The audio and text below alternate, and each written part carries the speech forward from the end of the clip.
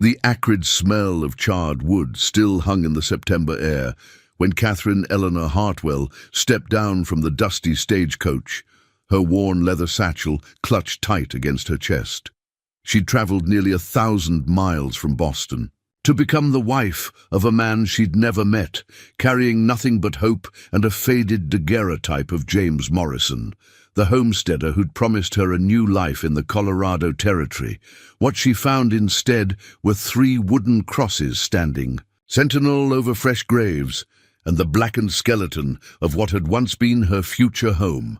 The mysterious horseman watching her from the ridge above would change everything, but Catherine had no way of knowing that her greatest trial was also about to become her salvation. Before we jump back in, tell us where you're tuning in from, and if this story touches you, make sure you're subscribed, because tomorrow I've saved something extra special for you. Catherine's fingers trembled as she unfolded the letter for what must have been the 100th time since leaving Boston 3 weeks ago. The paper was soft from handling, creased along lines worn smooth by constant folding and refolding during the long journey west. James Morrison's careful handwriting promised a comfortable house, fertile land, and a husband eager to provide for a wife who could bring refinement to the rough Colorado frontier. "Miss Hartwell?" The stagecoach driver's gruff voice broke through her reverie. "This here's Willowbrook Creek, end of the line for you." Catherine looked out at the desolate landscape stretching in all directions, rolling hills dotted with scrub brush and the occasional stand of aspen trees already turning gold with the approach of autumn. The air was thinner here than back east, sharp and clean in a way that made her lungs work harder with each breath. It was beautiful in its stark emptiness, but terrifyingly vast for a woman accustomed to the close-pressed buildings and bustling streets of Boston. "Where exactly is the Morrison homestead?" she asked, accepting the driver's weathered hand as she stepped down onto the dusty ground. Her traveling dress, a practical brown wool that had seemed so appropriate when she'd left Massachusetts, now felt woefully inadequate against the endless expanse of western sky. The driver's expression grew troubled as he lifted her trunk from the coach. "That's what I've been wondering about, miss. Usually James meets the stage when he's expecting someone. Been driving this route for nigh on 5 years, and he ain't never missed a arrival before." Catherine felt the first flutter of unease in her stomach, though she pushed it down with the practical determination that had carried her through the death of her parents and the subsequent loss of their modest home to creditors. James Morrison represented security, stability, and escape from the grinding poverty that had defined her final months in Boston. Surely there was a reasonable explanation for his absence. "Perhaps he's been delayed by farm work," she suggested, though even as she spoke the words, they sounded hollow. A man expecting his mail-order bride would hardly prioritize chores over such an important arrival. The driver shook his head slowly, his weathered face creasing with concern. "Farm work don't usually involve smoke, miss. Been seeing black clouds rising from that direction for near 3 days now. Figured it was maybe brush fires, but..." He trailed off, clearly reluctant to voice darker possibilities. Catherine's heart began to beat faster, though she maintained her composure with the rigid self-control her Boston upbringing had instilled. Ladies did not give in to panic, regardless of circumstances. "How far is the homestead from here?" "About 2 miles northwest, following the creek bed. Normally, I'd offer to drive you out there, but the stage has got to make Silverton before nightfall." The driver looked genuinely sorry about this, but schedules in the frontier were sacred things, tied to safety and survival in ways that Eastern sensibilities often failed to grasp. Catherine squared her shoulders and lifted her chin with a determination that would have made her deceased mother proud. "Then I suppose I shall walk. Could you perhaps provide directions?" The driver's admiration for her grit was evident in his expression, though it was mixed with obvious worry. "You follow the creek until you come to a stand of cottonwoods with a lightning-struck oak in the center. Morrison's place is just beyond that, up on a little rise. But miss, if there's been trouble out there, then I shall deal with whatever. I find, Catherine said firmly, though her stomach churned with possibilities she refused to examine too closely. She had burned her bridges in Boston, sold everything she owned to fund this journey. There was no going back, regardless of what awaited her at the Morrison homestead. The stagecoach pulled away in a cloud of dust, leaving Catherine alone beside. The creek with her trunk and satchel, surrounded by a silence so complete it seemed to press against her eardrums. She had never experienced such absolute quiet. Even in the dead of night, Boston had hummed with the sounds of civilization. Here, the only noises were the whisper of wind through grass and the distant cry of a hawk circling high overhead. Catherine began walking, dragging her trunk behind her and stopping frequently to rest arms that had grown soft during her years as a seamstress in the city. The creek provided a reliable guide, its banks lined with willows and wild roses that had already begun to shed their petals for the season. Under different circumstances, she might have found the landscape beautiful, peaceful even. Instead, each step forward brought a growing sense of dread that she couldn't quite shake. The first sign of trouble came when she reached the lightning-struck oak the driver had mentioned. From here, she should have been able to see the Morrison homestead, but instead of a house and barn, she saw only a column of black smoke rising lazily into the crystalline September sky. Catherine's pace quickened despite her exhaustion, fear lending strength to muscles that had been protesting the unaccustomed exercise. When she finally crested the small rise that should have revealed her new home, Catherine stopped so abruptly that her trunk toppled over behind her. Where James Morrison's letter had promised a sturdy log cabin with glass windows and a stone chimney, she found only the charred remains of what had once been a substantial homestead. The house had been reduced to a blackened foundation filled with ash and debris. The barn was a skeleton of burned timbers reaching toward the sky like accusatory fingers. But it was the 3 wooden crosses that made her knees go weak with shock and grief. They stood in a neat row beneath a solitary pine tree, each marking a grave so fresh that the earth around them was still soft and dark. Someone had taken the time to carve names into the wooden markers, though Catherine had to move closer to read them through the tears that had begun streaming down her face. James Morrison, age 31, beloved son and brother. The next grave was smaller, clearly that of a child. Timothy Morrison, age 8, taken too soon. The third cross bore a woman's name, Mary Elizabeth Morrison, age 27, devoted wife and mother. Catherine sank to her knees beside the graves, finally understanding the full magnitude of the tragedy that had befallen the family she'd traveled so far to join. James Morrison hadn't simply failed to meet the stagecoach. He was dead, along with what appeared to be his wife and son.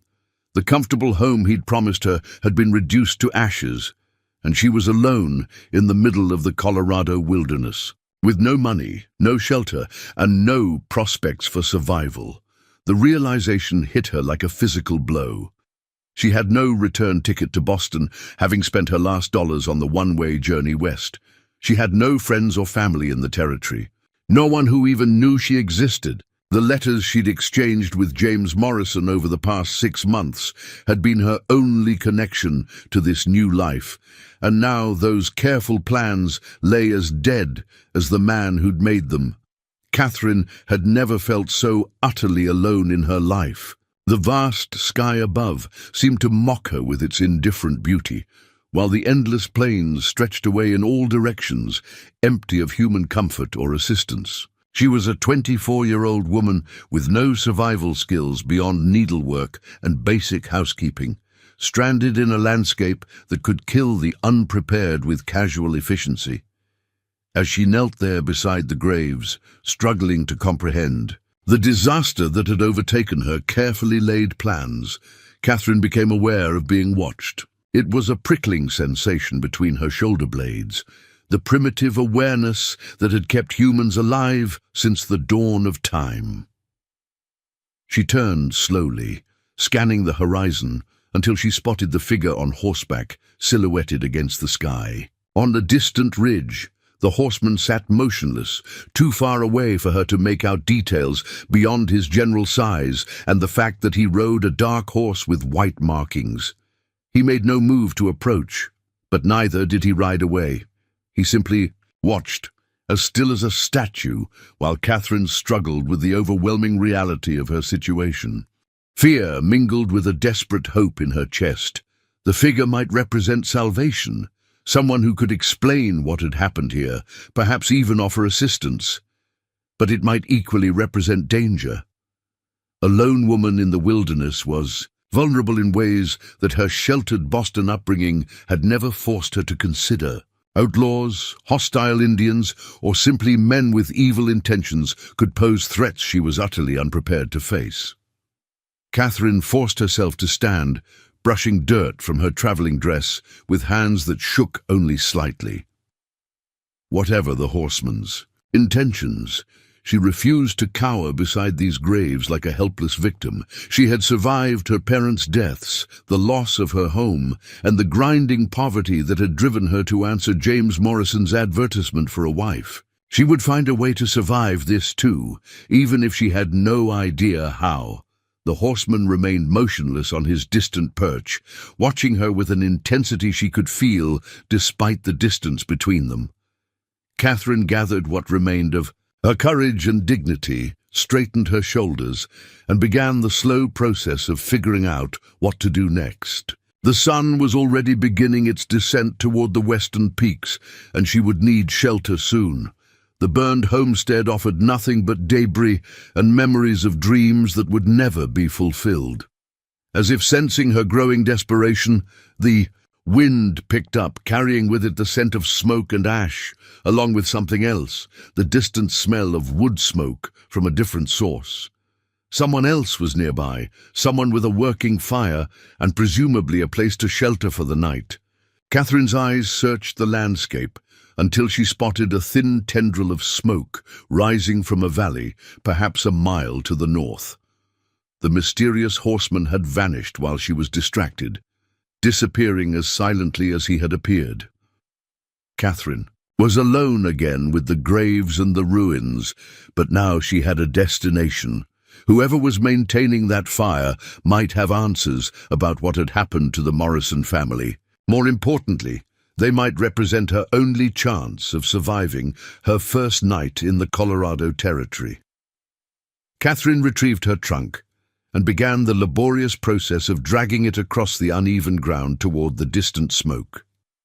Each step was a struggle, but she pressed on with the grim determination of someone who understood that stopping meant dying.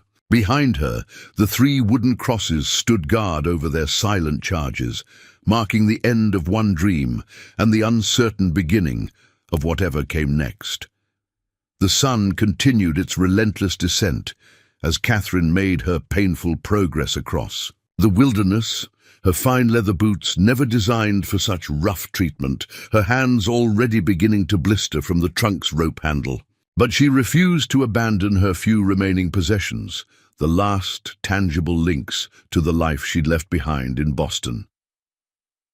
As darkness began to gather in the eastern sky, Catherine could only pray that the mysterious horseman hadn't been the last soul she would ever see, and that whoever was tending that distant fire would prove to be her salvation rather than another source of danger in a landscape that had already proven far more hostile than James Morrison's letters had ever suggested. Preparing and narrating this story took us a lot of time, so if you are enjoying it, subscribe to our channel. It means a lot to us. Now back to the story. The smoke led Catherine to a sheltered valley where a small cabin nestled against a grove of aspen trees, their leaves already turned brilliant gold in the dying light. A thin stream meandered past the front door, and neat stacks of firewood suggested permanent habitation rather than a temporary camp. Most reassuring of all, warm yellow light glowed from the cabin's single window, promising human presence and the possibility of aid. Catherine paused at the edge of the clearing, her trunk finally abandoned a quarter-mile back when exhaustion had overcome stubborn pride. Her hands were raw and bleeding from the rope handles, her fine traveling dress torn in 3 places from catching on thorny bushes, and her carefully arranged hair had escaped its pins to hang in disheveled strands. Around her face, she looked, she knew, like exactly what she was, a desperate woman with nowhere else to turn.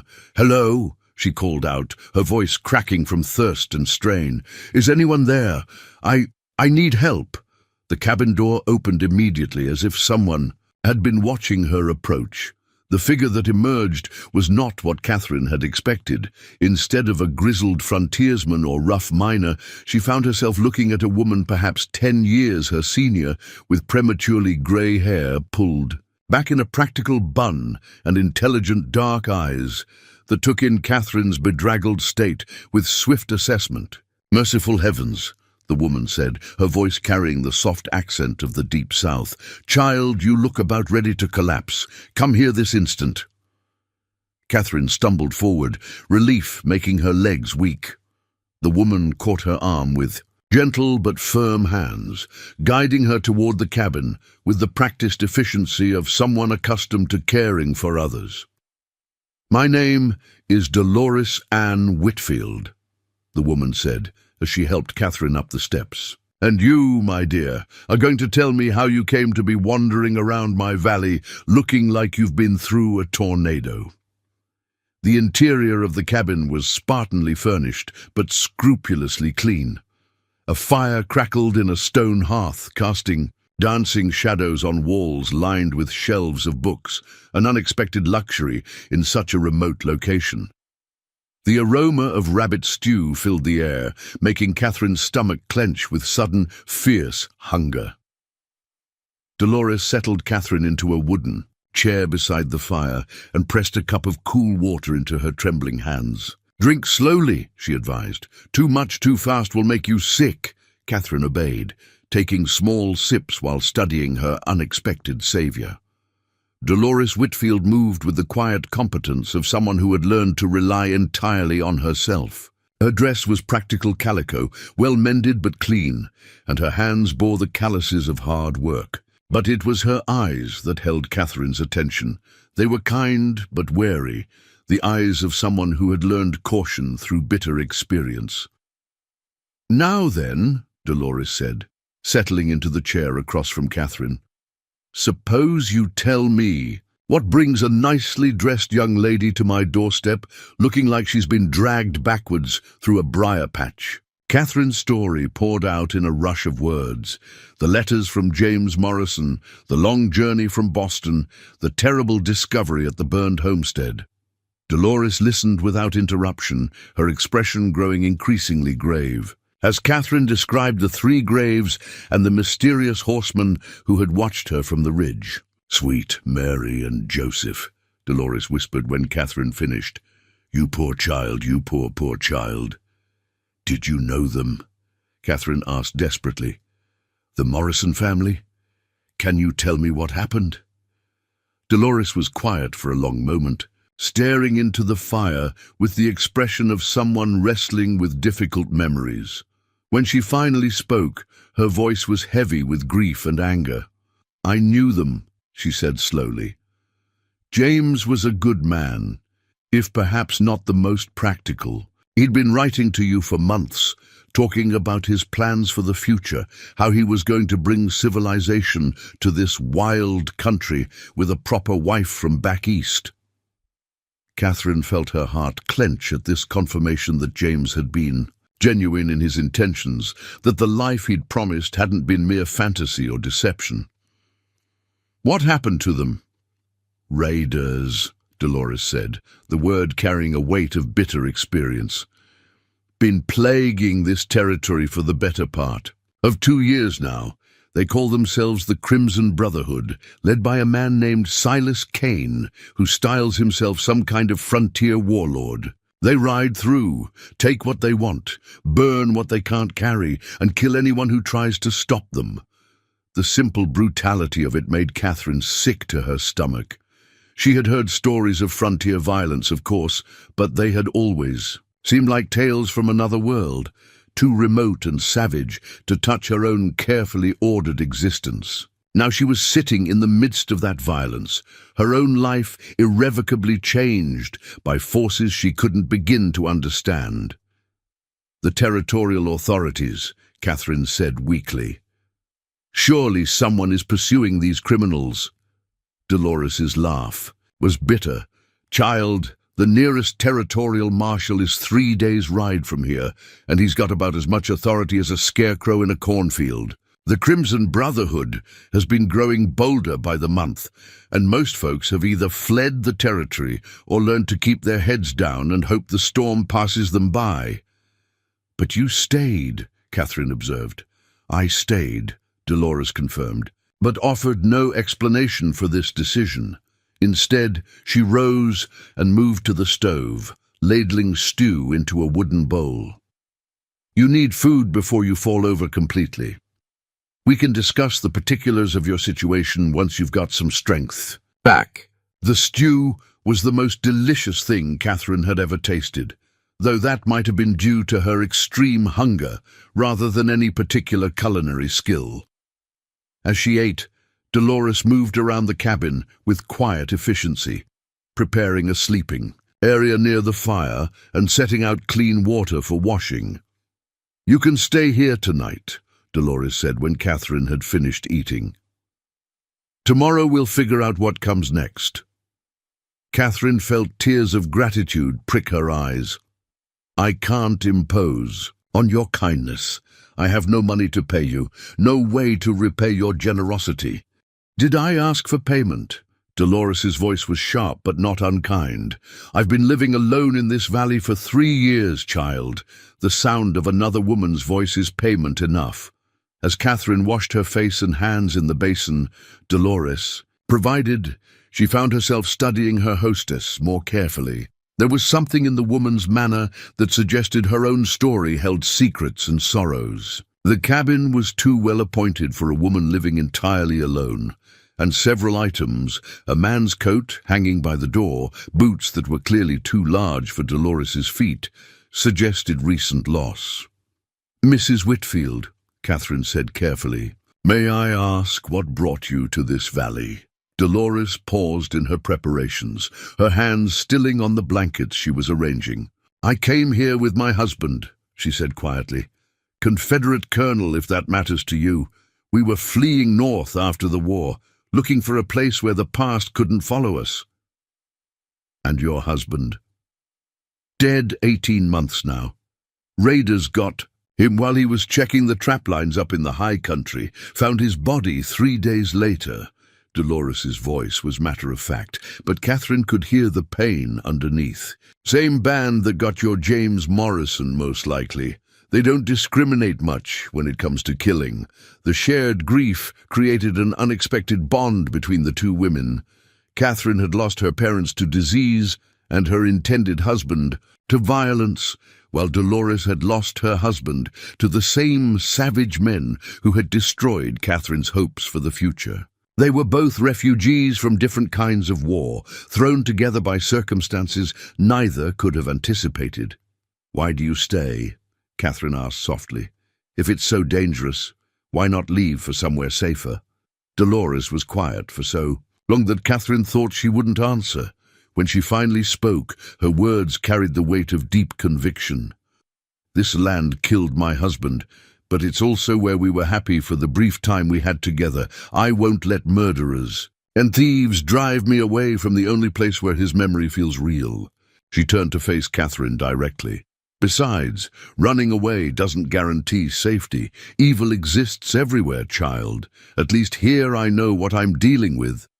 Catherine nodded, understanding the logic even if she couldn't imagine possessing such courage herself.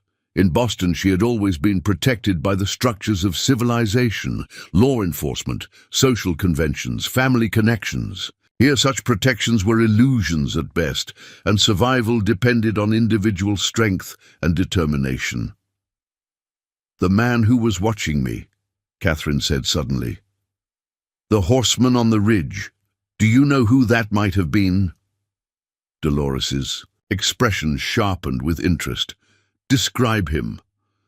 He was too far away to see clearly, but he was mounted on a dark horse with white markings. He watched me for several minutes, but never approached or called out. That would be Daniel Cooper, Dolores said with certainty. He's got a spread about 5 miles north of here, runs cattle in the high meadows. Lost his wife and daughter to the raiders last spring. Catherine felt her heart clench with sympathy. Another victim of the same violence that had destroyed her own hopes. Is he dangerous? Daniel. Dolores seemed genuinely surprised by the question. Lord, no. He's one of the most decent men in the territory, though he's been something of a hermit since his family was killed. Probably spotted you from a distance and was trying to figure out if you needed help. Why didn't he approach me directly? Dolores's smile was sad but understanding. Because Daniel Cooper blames himself for failing to protect his family, and he's convinced that everyone he cares about ends up dead. He's been keeping his distance from folks ever since the funeral, trying to spare them the curse he believes follows him around. Catherine absorbed this information, adding it to her growing understanding of the complex web of tragedy and survival that defined life in this remote valley. Everyone here carried scars from the raiders' depredations, and everyone had found their own way of coping with loss and fear. As the fire burned low and shadows deepened in the cabin's corners, Catherine found herself thinking about the choice that lay before her. She could attempt to return to Boston, though without money or resources, the journey would be nearly impossible. She could try to reach a larger settlement where opportunities for work might exist, though that too would require resources she didn't possess. Or she could stay in this violent, beautiful valley and try to build a life among people who understood loss and chose to endure despite it. Mrs. Whitfield, Catherine said as Dolores banked the fire for the night. If I decided to stay in the territory, what sort of work might be available for a woman with my limited skills? Dolores studied her carefully. You can read and write, I assume. Basic arithmetic. Yes, of course. I also have some experience with needlework and basic household management. There's always need for a schoolteacher, Dolores mused. The territorial government has been trying to establish schools in the outlying settlements, but it's hard to find educated folks willing to come this far from civilization. The pay isn't much, but it would be enough to live on. The idea sparked something in Catherine's chest. Not quite hope, but the first stirring of possibility. Teaching had never occurred to her as a viable option, but it would provide both purpose and independence. Two things that had been sorely lacking in her plans to become James Morrison's wife. Would that be safe, she asked, given the current troubles with the raiders? Dolores's expression grew thoughtful. Safer than some occupations, perhaps. Schools are usually established in the larger settlements where there's at least some protection, and teachers are generally respected, even by rough men who wouldn't hesitate to harm others. As Catherine settled into the makeshift bed near the fire, her mind was already racing with possibilities. The future remained uncertain and dangerous, but it was no longer completely hopeless. She had found kindness in Dolores Whitfield, learned about other survivors like Daniel Cooper, and discovered that even in this harsh landscape, there were opportunities for those brave enough to seize them. Outside, the wind whispered through the aspen trees, carrying with it the vast silence of the Colorado night. Somewhere in that darkness, the mysterious Daniel Cooper was perhaps wrestling with his own demons, while the raiders who had destroyed so many lives continued their savage work across the territory. But here in Dolores's cabin, surrounded by the simple comforts of fire and shelter and human companionship, Catherine allowed herself to believe that survival might be possible after all. Tomorrow would bring new challenges and difficult decisions, but tonight she was safe, fed, and no longer completely alone. It was a beginning, however fragile, and Catherine had learned enough about loss to treasure even the smallest victories against despair. Dawn broke crisp and clear over the valley, painting the aspen leaves in shades of molten gold that seemed to catch fire in the early morning light. Catherine woke to the sound of chopping wood and the rich aroma of coffee brewing on the stove. Through the cabin's single window, she could see Dolores working with practiced efficiency, splitting kindling with the easy rhythm of someone who had learned to rely entirely on her own strength. Catherine dressed quickly in her travel-stained clothes, acutely aware of how inappropriate her Boston finery was for frontier life. The wool dress that had seemed so practical for the journey, West now felt restrictive and impractical for the kind of life she was beginning to envision. Everything about her former existence, the careful attention to fashion, the rigid social conventions, the assumption that someone else would always provide protection and support, seemed as foreign as if it had belonged to another person entirely. "Good morning," Dolores called out as Catherine emerged from the cabin. "Sleep well?" "Better than I expected," Catherine admitted, surprised to realize it was true. Despite the uncertainty of her situation, she had slept more soundly than she had in weeks, perhaps because she was finally free from the anxiety of the unknown. The worst had already happened. Her carefully laid plans lay in ashes along with James Morrison's homestead, and somehow that knowledge brought its own kind of peace. Dolores set down her axe and wiped her hands on her apron. "I've been thinking about what we discussed last night, about the teaching opportunity." Catherine's pulse quickened. "Yes? There's a settlement called Pine Ridge, about 15 miles east of here, established 2 years ago by families fleeing the troubles in Kansas. They've been trying to attract a school teacher for months, but most educated folks take one look at the isolation and the Indian troubles and head back to more civilized parts." "Indian troubles?" Catherine asked, adding another concern to her growing list of frontier dangers. "Mostly peaceful these days," Dolores said, though her tone suggested the situation was more complex than that simple statement implied. "The Ute tribes have treaties with the territorial government, but there are always young warriors who consider those treaties suggestions rather than binding agreements. Nothing like the raider problem, but enough to make some folks nervous."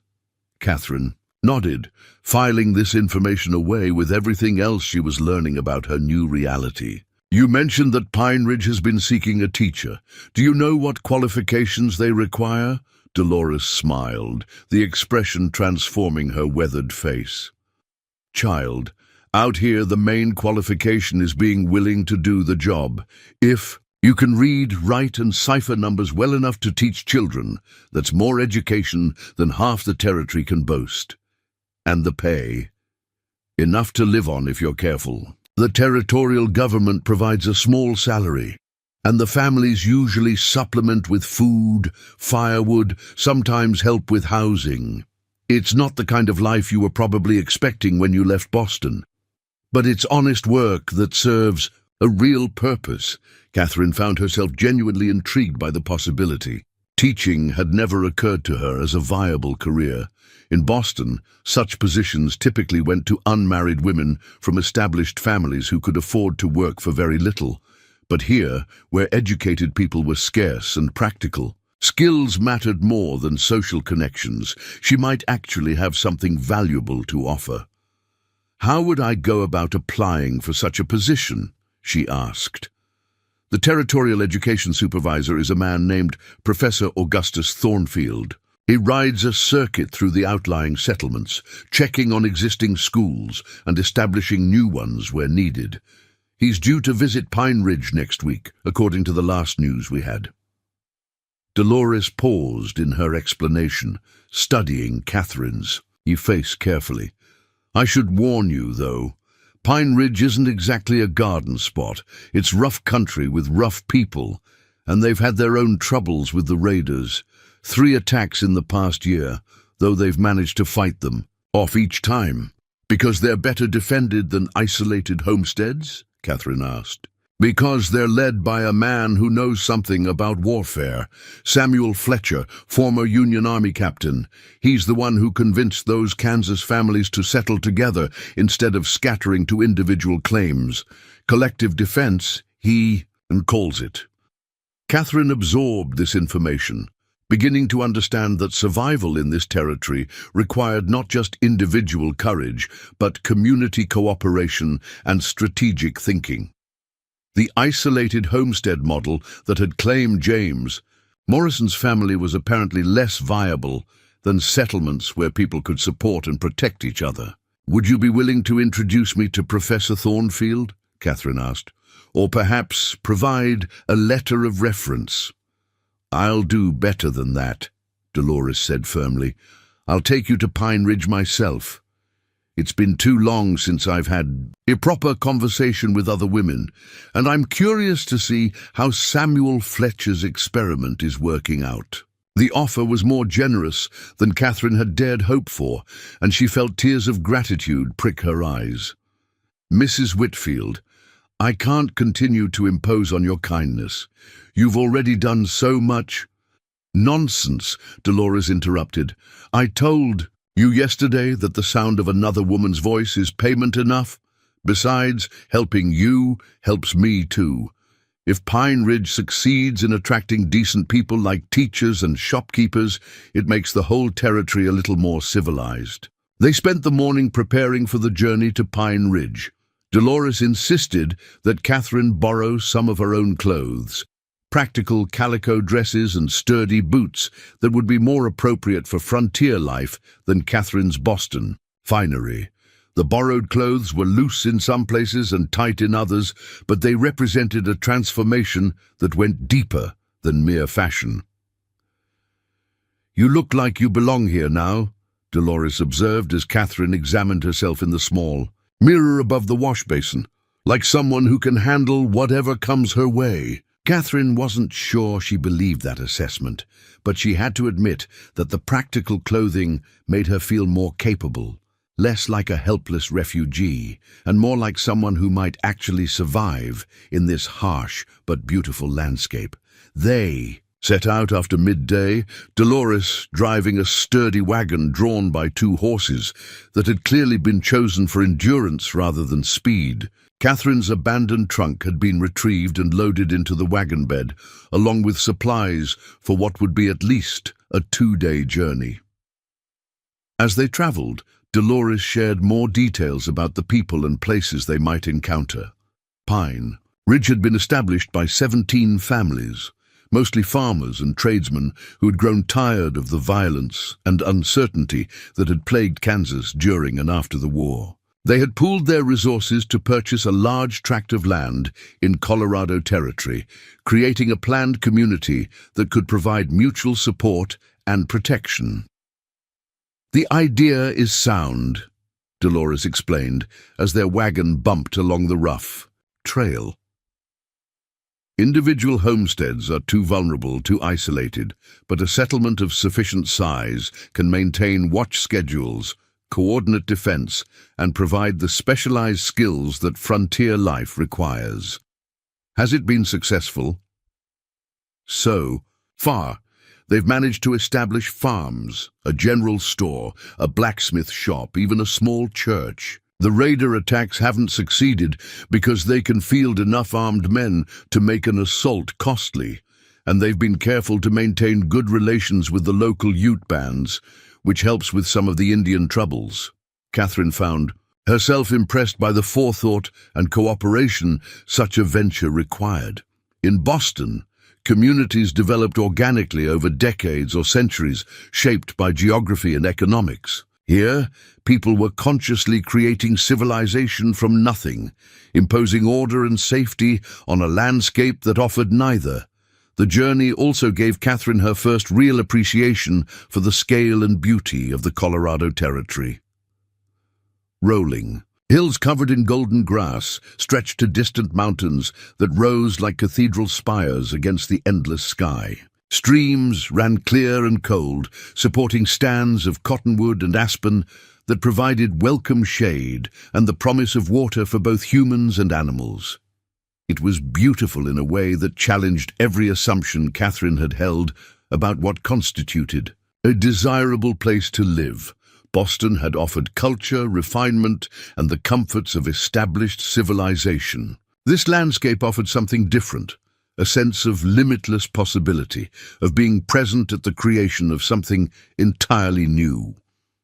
They made camp that evening beside a small creek, sharing a simple meal of bread, cheese, and dried meat, while watching the sun set behind peaks that turned purple and gold in the fading light. Catherine had never slept under the open sky before, but the vast canopy of stars that emerged as darkness fell was more beautiful than any ceiling she had ever seen. "It's magnificent," she whispered, awed by the sheer abundance of light scattered across the heavens. "It is that," Dolores agreed, "makes a person feel both very small and very much a part of something larger than themselves." As they settled into their bedrolls, Catherine found herself thinking about the choices that had brought her to this moment. 6 months ago, she had been a struggling seamstress in Boston, facing poverty and uncertainty, but still surrounded by the familiar structures of Eastern civilization. Now she was camping under the Colorado stars, contemplating a future as a frontier school teacher in a settlement she had never seen. The transformation seemed impossible, too dramatic to be real. Yet here she was, and the person she was becoming felt more authentic than the woman she had been. Adversity had stripped away the pretenses and limitations that had defined her old life, revealing capabilities and desires she had never known she possessed. "Mrs. Whitfield," Catherine said softly, "do you ever regret coming west?" "Every day," Dolores replied without hesitation. "And I wouldn't change a moment of it. This country takes everything from you. Comfort, security, sometimes the people you love most, but it also gives you the chance to discover who you really are when all the props are knocked away." "And who are you?" Catherine asked. Dolores was quiet for so long that Catherine thought she had fallen asleep. When she finally answered, her voice carried a note of surprised discovery.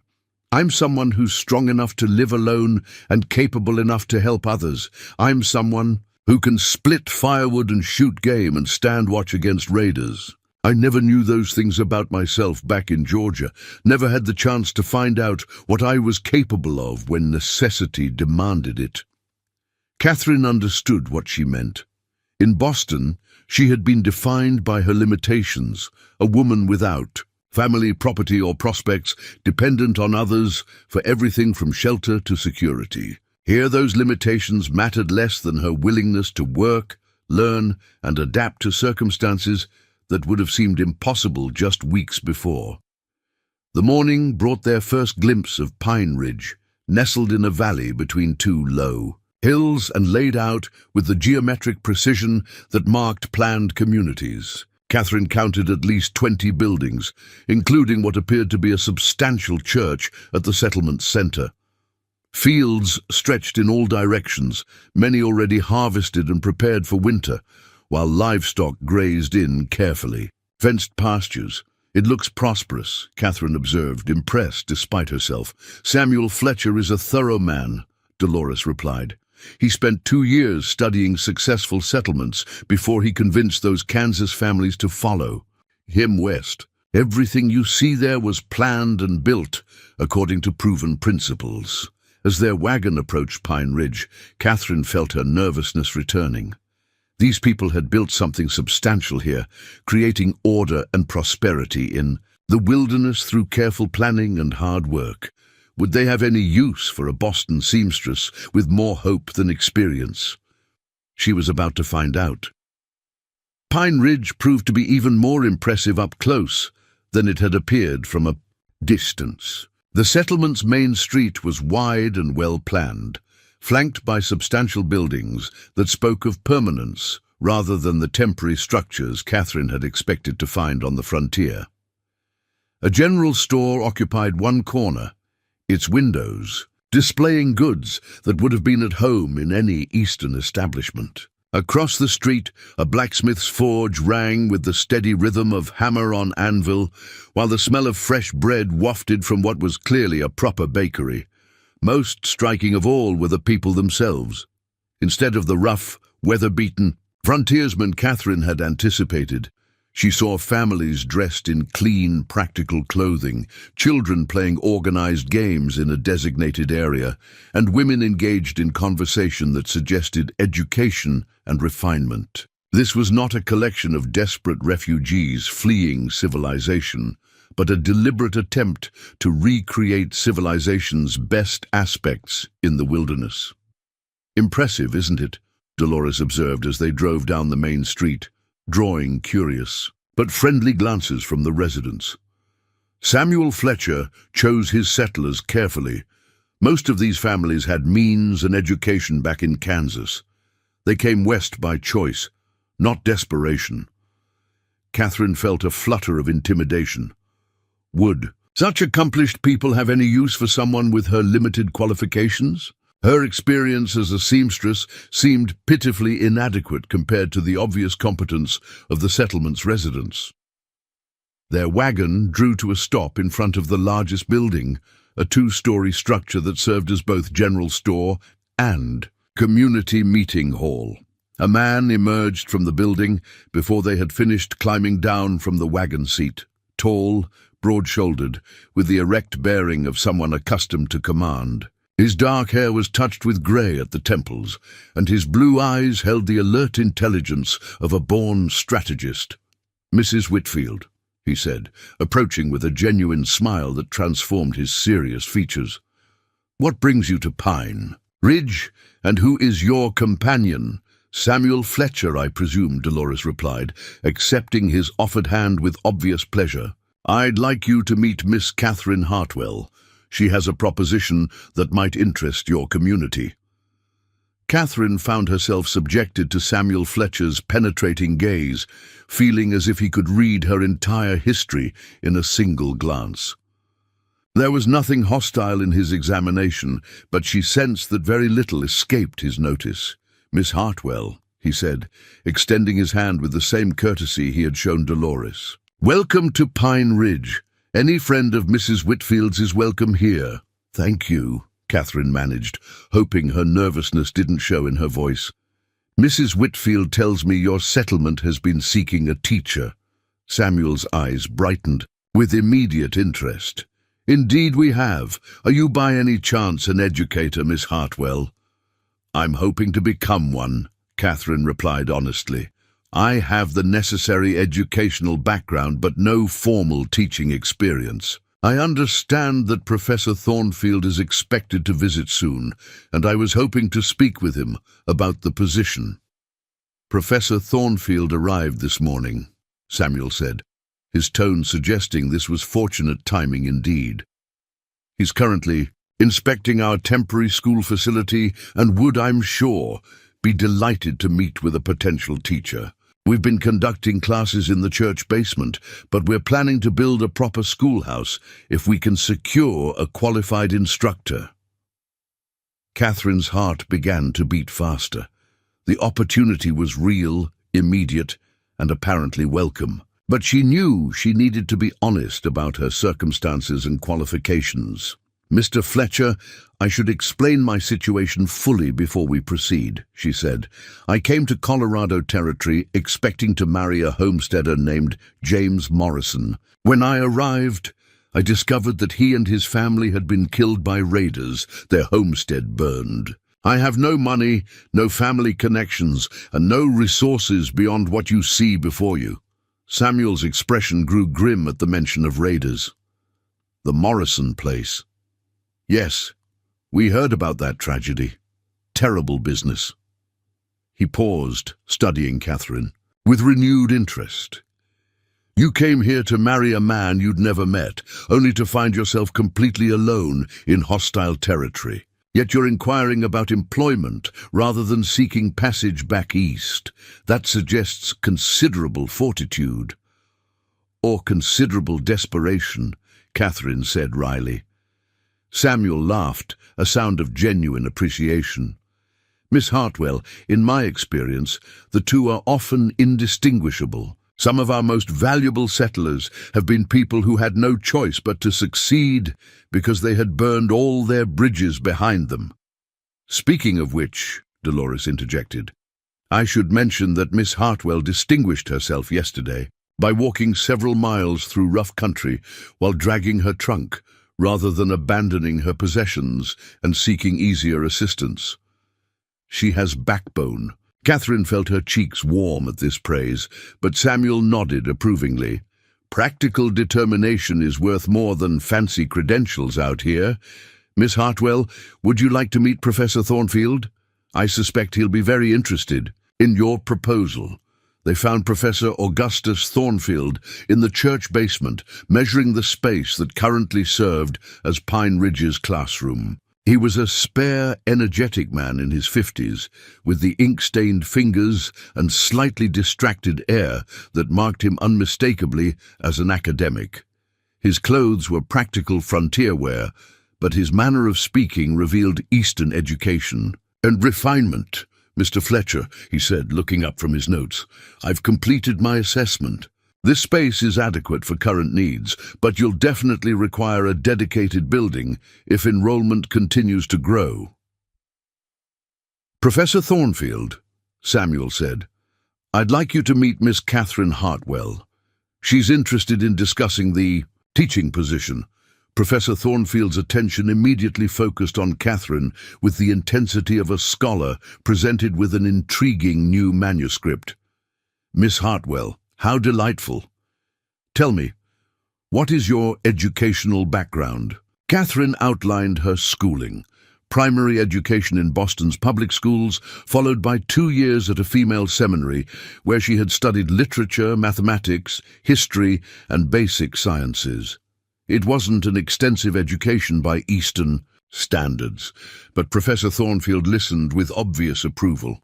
Excellent foundation, he murmured, making notes as she spoke. And your experience with children? Limited but positive, Catherine admitted.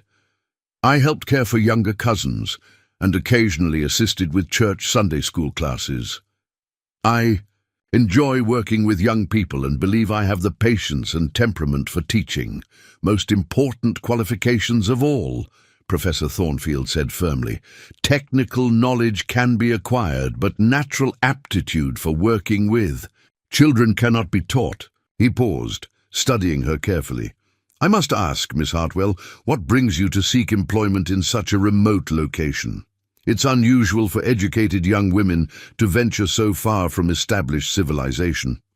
Catherine told her story again, noting how Professor Thornfield's expression grew increasingly sympathetic as she described her circumstances. When she finished, he was quiet for a long moment, apparently lost in thought. Miss Hartwell, he said finally, I'm going to be quite direct with you. The position at Pine Ridge is challenging in ways that go beyond normal teaching duties. You would be responsible for children ranging in age from 6 to 16 with varying levels of preparation. You would need to teach all subjects: reading, writing, arithmetic, geography, history, basic sciences. You would be expected to maintain discipline, communicate with parents, and adapt your methods to frontier conditions. Catherine nodded, understanding that he was testing her resolve rather than trying to discourage her. Furthermore, Professor Thornfield continued, you would be living in an isolated community that faces ongoing threats from raiders and occasional tensions with local Indian tribes. The salary is modest, and the comforts are few. Many qualified teachers have declined the position after learning these details.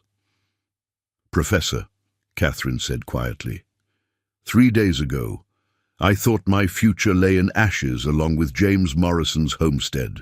The opportunity to do meaningful work, to help children gain the education they need, to build better lives. That seems like more than I dared hope for. Professor Thornfield smiled, the expression transforming his scholarly features. Miss Hartwell, I believe you may be exactly what Pine Ridge needs. Are you willing to begin immediately? We're already several weeks into the academic year, and the children have been without consistent instruction. Yes, Catherine said without hesitation. I'm ready to start as soon as you'll have me. Excellent. Professor Thornfield began gathering his papers with obvious satisfaction. Mr. Fletcher, I believe we've found our teacher. Miss Hartwell, you'll need to complete some paperwork for the Territorial Education Office, but I can handle those formalities. The position comes with a salary of $60 per month, plus housing provided by the community. Catherine felt dizzy with relief and excitement. $60 per month was more money than she had ever earned independently, and the promise of housing solved her most immediate problem. Where exactly would I be living? She asked. Samuel Fletcher spoke up. We've prepared a small cabin specifically for the teacher. It's modest but comfortable, with its own garden plot and close enough to the school for convenience. Several of our women have been maintaining it in anticipation of finding the right candidate. The community has been very thorough in their preparations, Professor Thornfield added approvingly. They understand that attracting quality teachers requires providing appropriate support.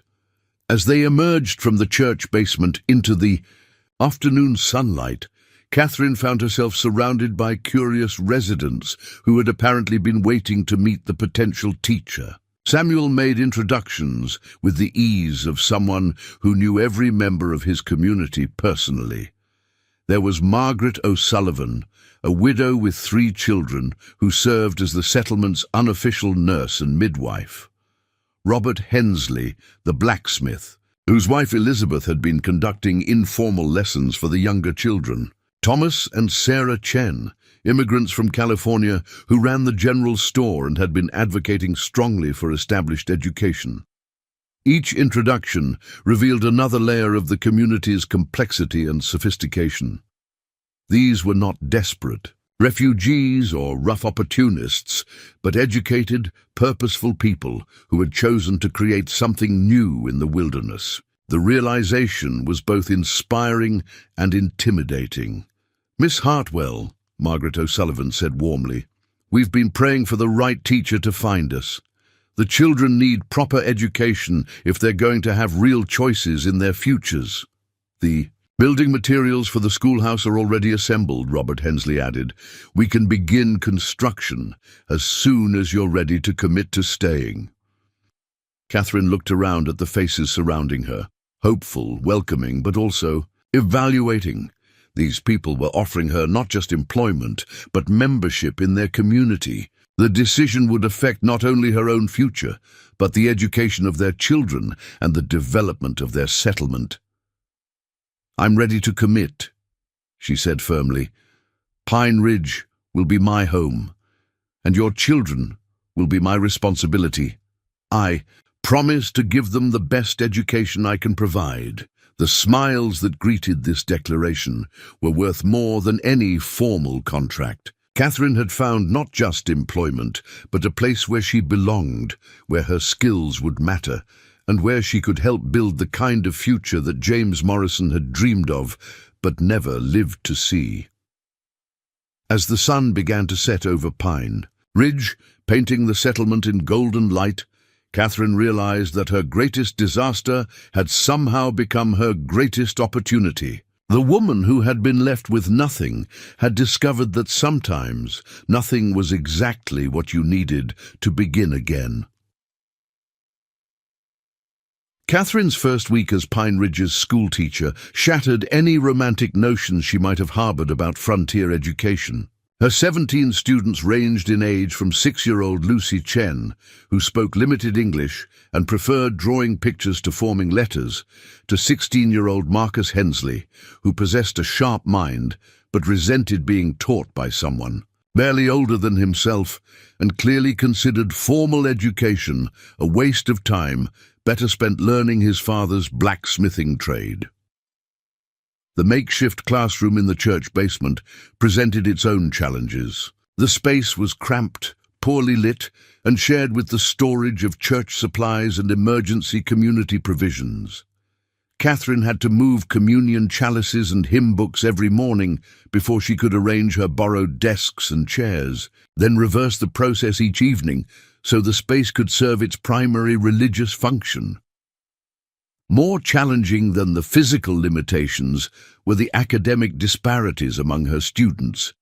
Some children had received excellent preliminary education from their parents. The Morrison twins, Helen and Henry, could recite Shakespeare and perform complex mathematical calculations. Others, like the three Kowalski boys, whose parents had immigrated from Poland, struggled with basic English comprehension. Catherine found herself simultaneously teaching beginning phonics to some students while challenging others with advanced geography and literature. Miss Hartwell, young Timothy O'Sullivan announced on her third day, raising his hand with the solemn importance that 8-year-olds brought to serious pronouncements. "My ma says you're not married. Does that mean you don't know anything about raising children?" The question sparked nervous giggles from the other students and presented Catherine with her first real test of classroom authority. She had anticipated academic challenges, but not the social complexities of being a young unmarried woman in a position of authority over children whose parents possessed decades more life experience. "Timothy," Catherine replied calmly, "do you think a person needs to own a horse to teach riding lessons?" The boy frowned, considering this unexpected comparison. "Well, no, I suppose not, if they knew about horses." "Exactly. I may not have children of my own, but I've studied how children learn best, and I care very much about helping each of you reach your full potential. Does that answer your question?" Timothy nodded, apparently satisfied, but Catherine could see similar doubts in other young faces. She would need to prove herself through competence and consistency, earning respect through results rather than relying on automatic deference to authority. The academic work itself proved both rewarding and exhausting. Catherine had underestimated the physical demands of teaching. 6 hours of constant attention, movement and vocal projection left her hoarse and drained each evening. She found herself developing new muscles from writing on the improvised blackboard Robert Hensley had created from painted wood, and her voice grew stronger from projecting to reach students in the back of the cramped basement. But the intellectual challenges energized her in ways she hadn't expected. Creating lesson plans that could engage both beginning readers and advanced students required creativity and strategic thinking that reminded her of puzzle solving. She developed a system of peer tutoring that paired stronger students with those who needed extra help, fostering cooperation while addressing individual needs. "You're a natural," Margaret O'Sullivan observed one afternoon as she watched Catherine work with a group of struggling readers. "The children respond to you because you genuinely care about their success." Catherine felt a warm glow of satisfaction at this praise, but she was also aware of growing tensions within the community. Not everyone was entirely pleased with their new teacher's methods or approach. The source of most criticism was Jeremiah Kowalski, whose 3 sons were among Catherine's most challenging students. Jeremiah had immigrated to America with dreams of prosperity, but limited English skills and deep suspicion of anything that seemed to challenge traditional authority. He viewed Catherine's innovative teaching methods with skepticism and her unmarried status with disapproval. "In the old country," he announced during a community meeting Catherine was required to attend, "teachers are old men with long beards and strict discipline. Children learn through fear and repetition, not games and fancy methods." Catherine had learned that these community meetings were essential for maintaining the cooperative spirit that made Pine Ridge function. But they also provided forums for grievances and disagreements that could fracture the settlement's unity if not handled carefully. "Mr. Kowalski," Samuel Fletcher responded diplomatically, "we appreciate your concerns about educational standards. Perhaps you could share specific examples of methods that concern you." "She has children teaching other children. Jeremiah said, his accent thickening with emotion. She uses pictures and songs instead of proper books. She allows talking during lessons instead of silence and obedience. Catherine felt heat rise in her cheeks, but forced herself to remain calm and professional. Mr. Kowalski, I use peer tutoring because it helps both the student being taught and the one doing the teaching. Children often explain concepts to each other more effectively than adults can. As for pictures and songs, they help children remember information more easily, especially those who are still developing English skills. You question my boy's English? Jeremiah's voice carried a dangerous edge. Not at all, Catherine replied quickly. I admire your son's bilingual abilities. Being able to speak both Polish and English is a tremendous advantage. I'm simply trying to help them develop their English reading and writing skills more quickly. Professor Thornfield, who had returned to Pine Ridge to observe Catherine's progress, chose this moment to intervene. If I may address Mr. Kowalski's concerns, he said in his scholarly tone, Miss Hartwell's methods are based on the latest educational research from institutions like Harvard and Columbia. What she's doing represents the most advanced thinking about how children learn effectively. This endorsement from an obvious authority figure seemed to mollify Jeremiah somewhat, but Catherine could see that the issue was far from resolved. She would need to prove her methods through results, demonstrating that her students were actually learning and progressing under her instruction. The proof came sooner than expected, in the form of a crisis that tested both Catherine's teaching abilities and her integration into the community. On a grey October morning, 8-year-old Sarah Chen arrived at school in tears, clutching a letter that had arrived on the previous day's supply wagon. Miss Hartwell, she sobbed. My grandmother in California is very sick. Papa says we might have to go back to take care of her, but I don't want to leave school. I don't want to leave my friends. Catherine's heart went out to the distraught child, but she was also acutely aware that the Chen family's departure would be a significant blow to Pine Ridge. Thomas Chen ran the general store that served as the settlement's economic hub, while his wife Sarah managed the postal services and coordinated supply deliveries. Their loss would affect the entire community's viability. Let's talk about this calmly, Catherine said, guiding young Sarah to a quiet corner of the classroom. Tell me exactly what your father said. Through tears and halting explanations, Catherine learned that Thomas Chen's mother was seriously ill and alone in San Francisco. As her only surviving child, Thomas felt obligated to return to California to care for her, potentially abandoning the investment and community connections the family had built in Pine Ridge.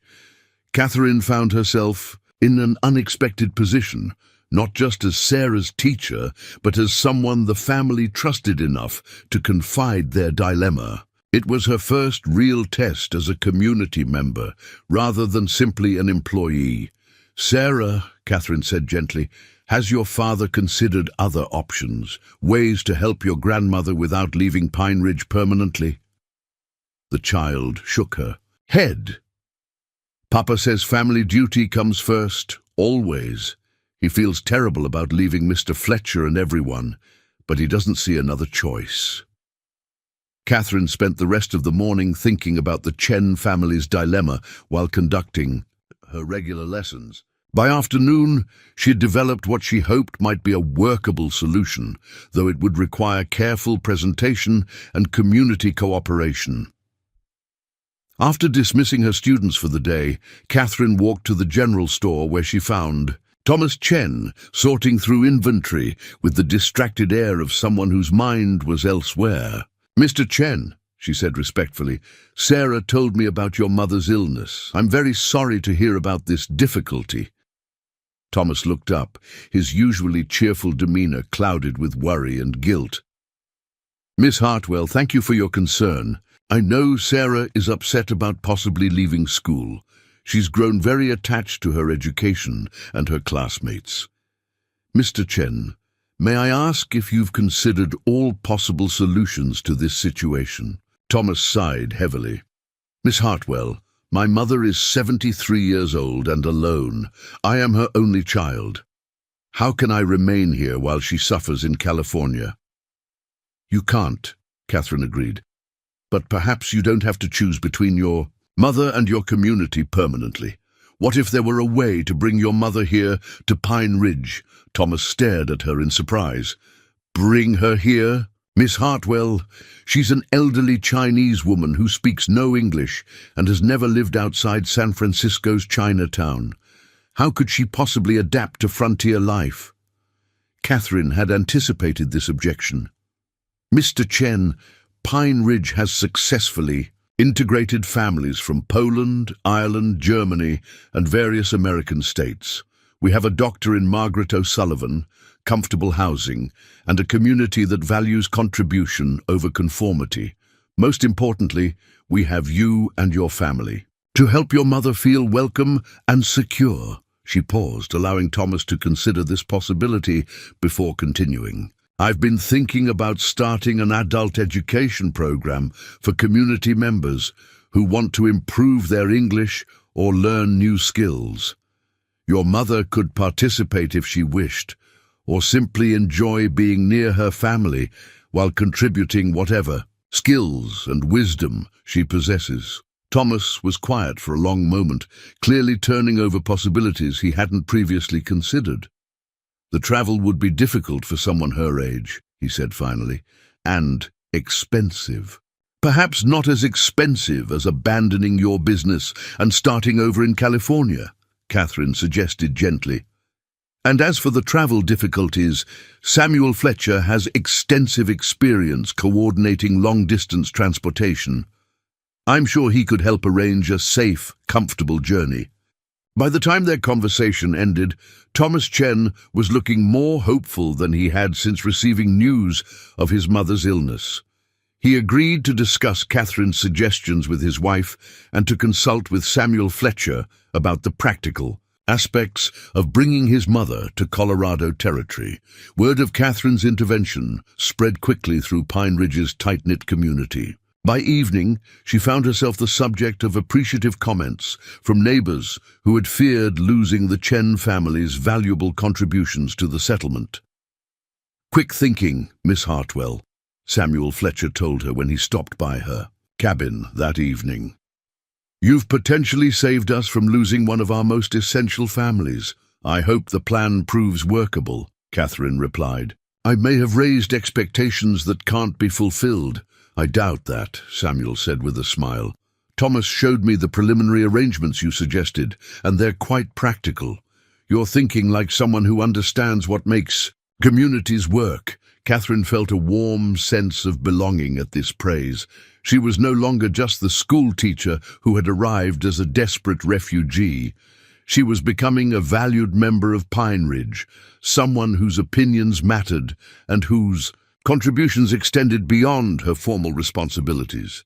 The success of her intervention in the Chen family crisis also seemed to quiet some of the criticism from Jeremiah Kowalski and others who had questioned her methods and qualifications.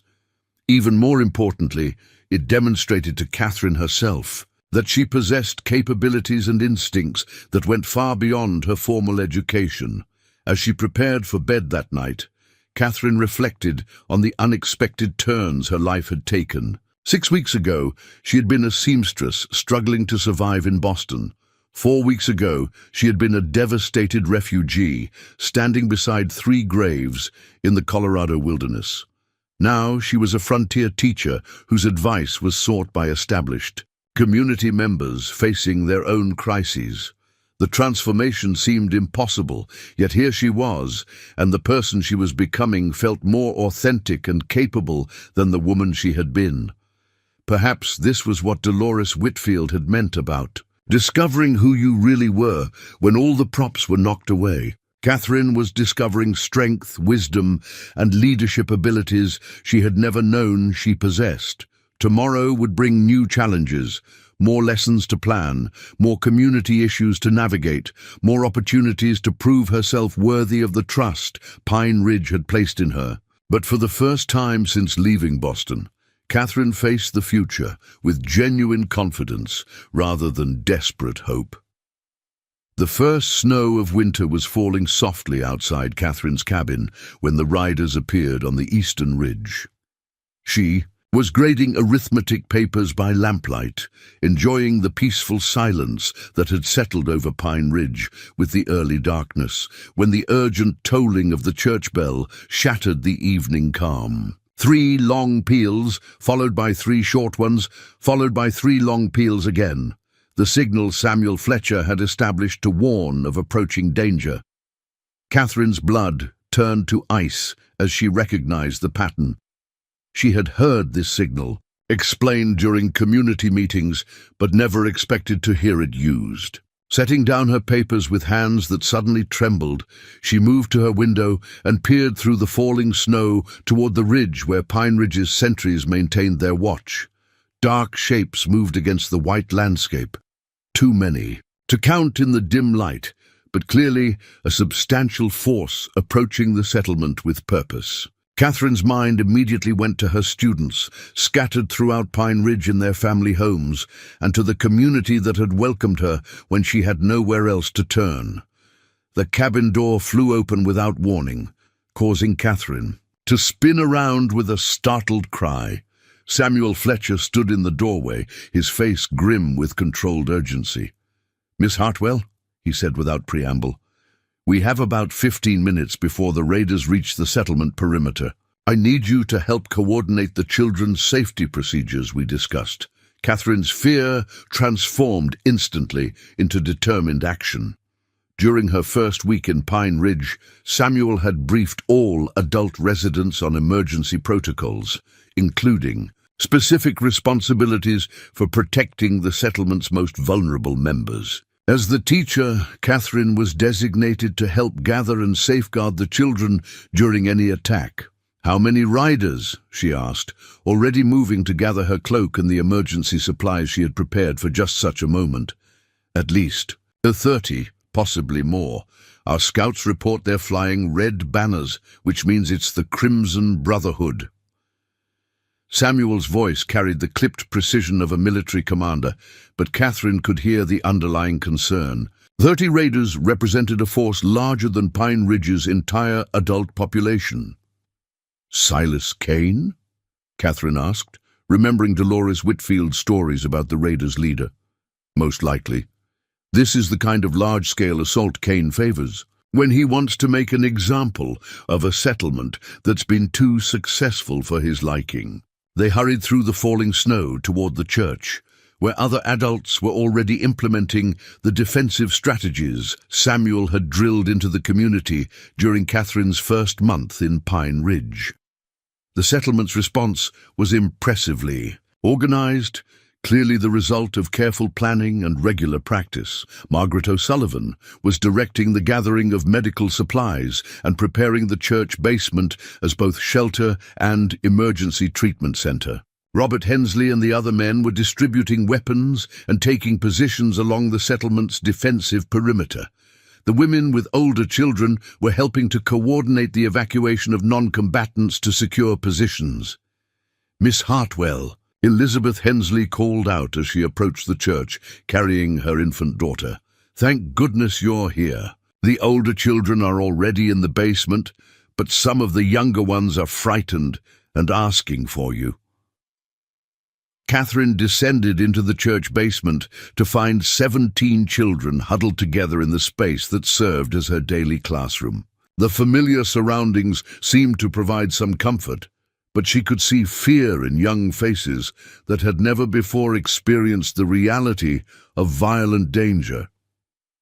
"Miss Hartwell," 6-year-old Lucy Chen whispered, clinging to her older brothers. "And are the bad men really coming to hurt us?" Catherine knelt beside the frightened child, drawing on reserves of calm she hadn't known she possessed. "Lucy, remember what we learned about brave pioneers who built communities in the wilderness. Sometimes brave people have to protect what they've built from people who want to take it away. That's what's happening now. But will they hurt our families? Timothy O'Sullivan asked, his 8-year-old bravado cracking to reveal genuine terror. The adults are going to protect us, Catherine said firmly. Mr. Fletcher and your fathers and mothers have planned very carefully for situations like this. Our job is to stay here safely while they handle the problem. 16-year-old Marcus Hensley, who had initially resented Catherine's authority, surprised her by stepping forward with mature composure. Miss Hartwell, what can I do to help? I should be up there with the men, not hiding down here with the children. Catherine felt a surge of pride at Marcus's courage, but she also understood Samuel Fletcher's wisdom in keeping the older boys with the younger children. Marcus, I need you to help me keep everyone calm and organized. That's just as important as fighting, and it requires just as much bravery. Outside, the sounds of approaching conflict grew closer. Catherine could hear shouted commands, the thunder of many horses, and the ominous sound of gunfire beginning to echo across the settlement. The children pressed closer together, and Catherine found herself becoming the anchor of stability they desperately needed. "Let's sing," she suggested, remembering how music had helped calm her students during thunderstorms and other minor crises. Who remembers the song we learned about the brave little candle? The children's voices were thin and wavering at first, but the familiar melody seemed to provide comfort and distraction from the growing chaos above. Catherine led them through several songs she had taught them, using music as both comfort and mask for the sounds of battle that were growing increasingly intense. The basement's small windows allowed glimpses of the nightmare unfolding outside. Catherine could see the orange glow of fires reflected against the falling snow, and she fought down rising panic as she realized that buildings were burning. Pine Ridge, the carefully planned community that had become her home and hope, was under assault by forces that seemed determined to destroy everything its residents had built. "Miss Hartwell," Helen Morrison whispered, "what if they get inside the church?" Catherine had been dreading this question, knowing that the children's safety depended partly on their confidence in the adults' ability to protect them. "If that happens," she said carefully, "we follow the plan Mr. Fletcher taught us. We stay together, we stay quiet, and we trust that the adults will handle the situation." But privately, Catherine was preparing for possibilities that Samuel Fletcher's briefings had only hinted at. If the raiders breached the church's defenses, she would need to make decisions about protecting 17 children with whatever means were available to her. The responsibility felt overwhelming, but there was no one else to shoulder it. The sounds of battle seemed to intensify, and Catherine could distinguish individual gunshots now, along with shouted commands and the screams of wounded men.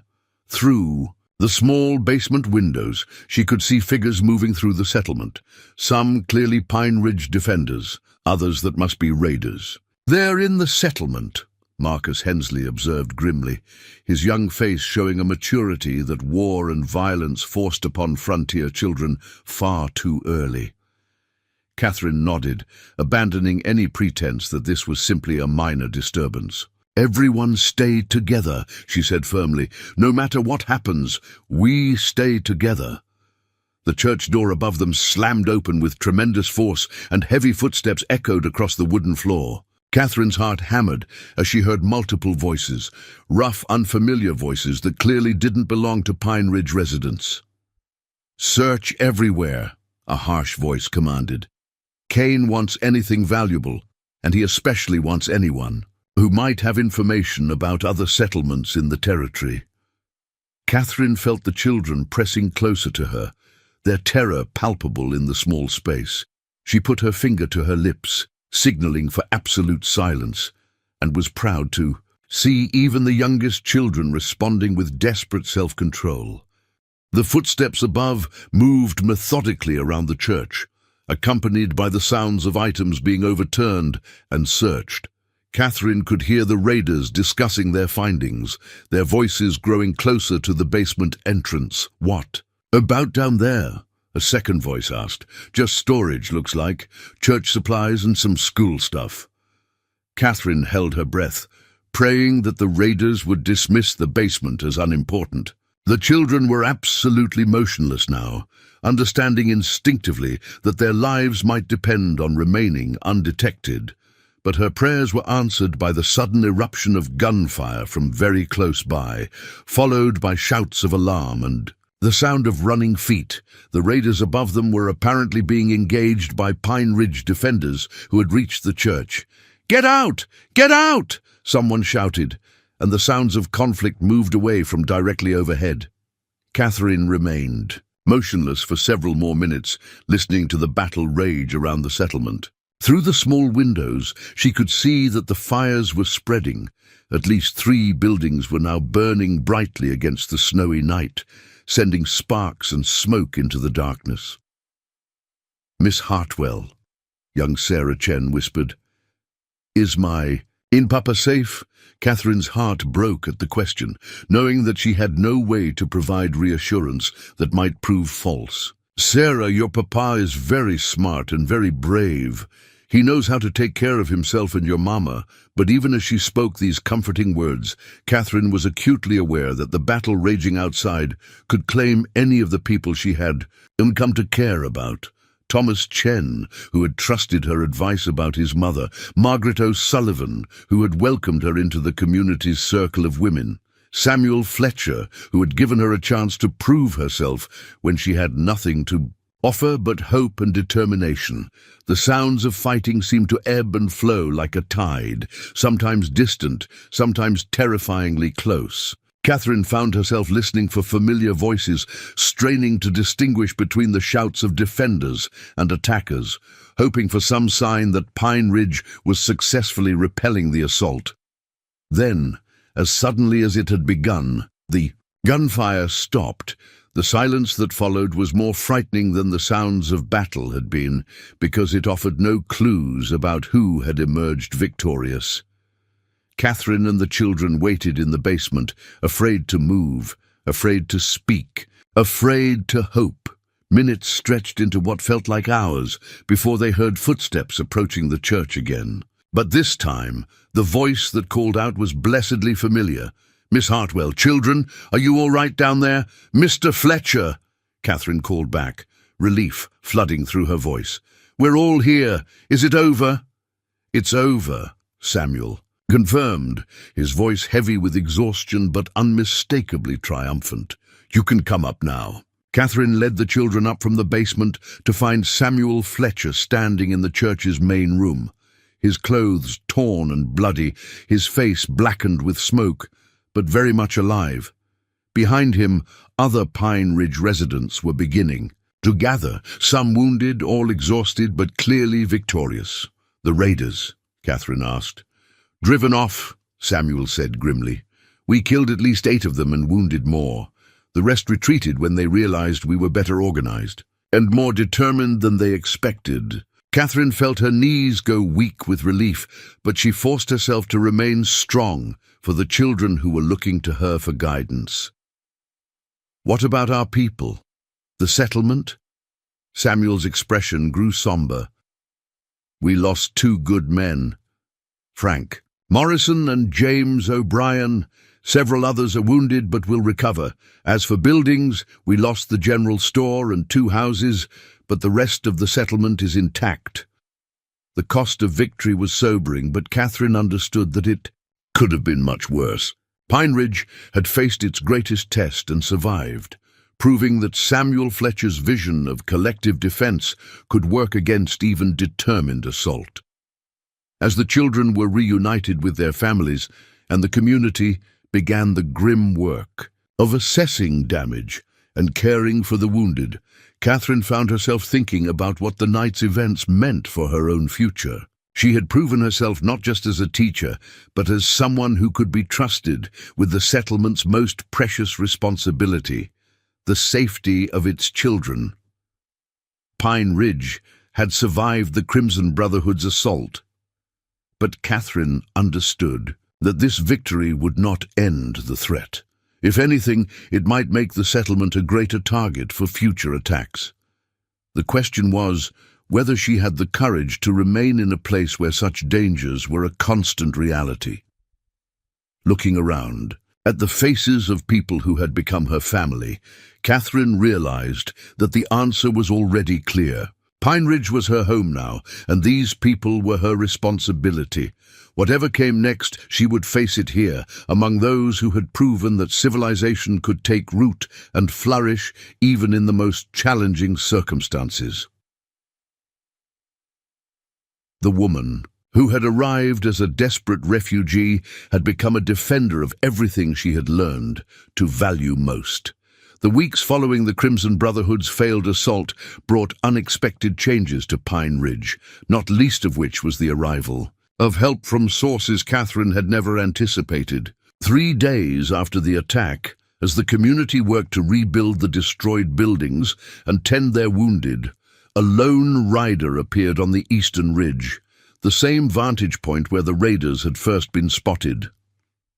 Catherine was helping. Margaret O'Sullivan changed bandages for the wounded when young Henry Morrison came running to the makeshift medical station they had established in the church. "Miss Hartwell, Mrs. O'Sullivan," the boy called breathlessly. "There's a man on horseback up on the ridge, and Mr. Fletcher says you should come see." Catherine's blood chilled at the thought of more raiders, but Margaret seemed oddly unsurprised by this news. "Let me guess," she said dryly, wiping her hands on her apron.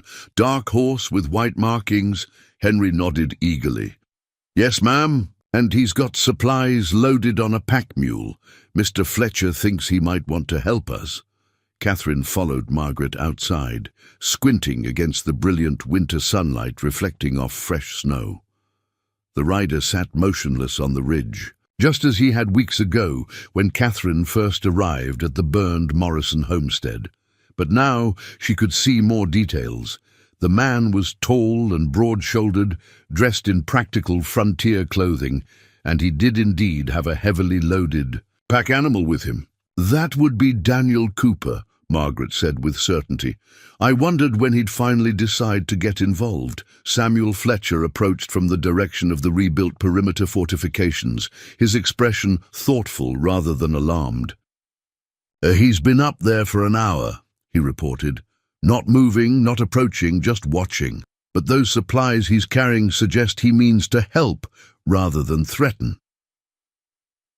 Catherine remembered Dolores Whitfield's description of Daniel Cooper, the rancher who had lost his wife and daughter to raiders and had subsequently withdrawn from human contact out of guilt and fear. "Should someone go speak with him?" "Someone should," Samuel agreed, "but it needs to be the right person. Daniel's been avoiding human contact for months. If we approach wrong, he'll just disappear again." Margaret O'Sullivan studied the distant figure with the assessing eye of someone who understood trauma and healing. "Miss Hartwell, I think you should go." Catherine stared at her in surprise. "Me? But I don't even know the man. Surely you or Mr. Fletcher would be more appropriate."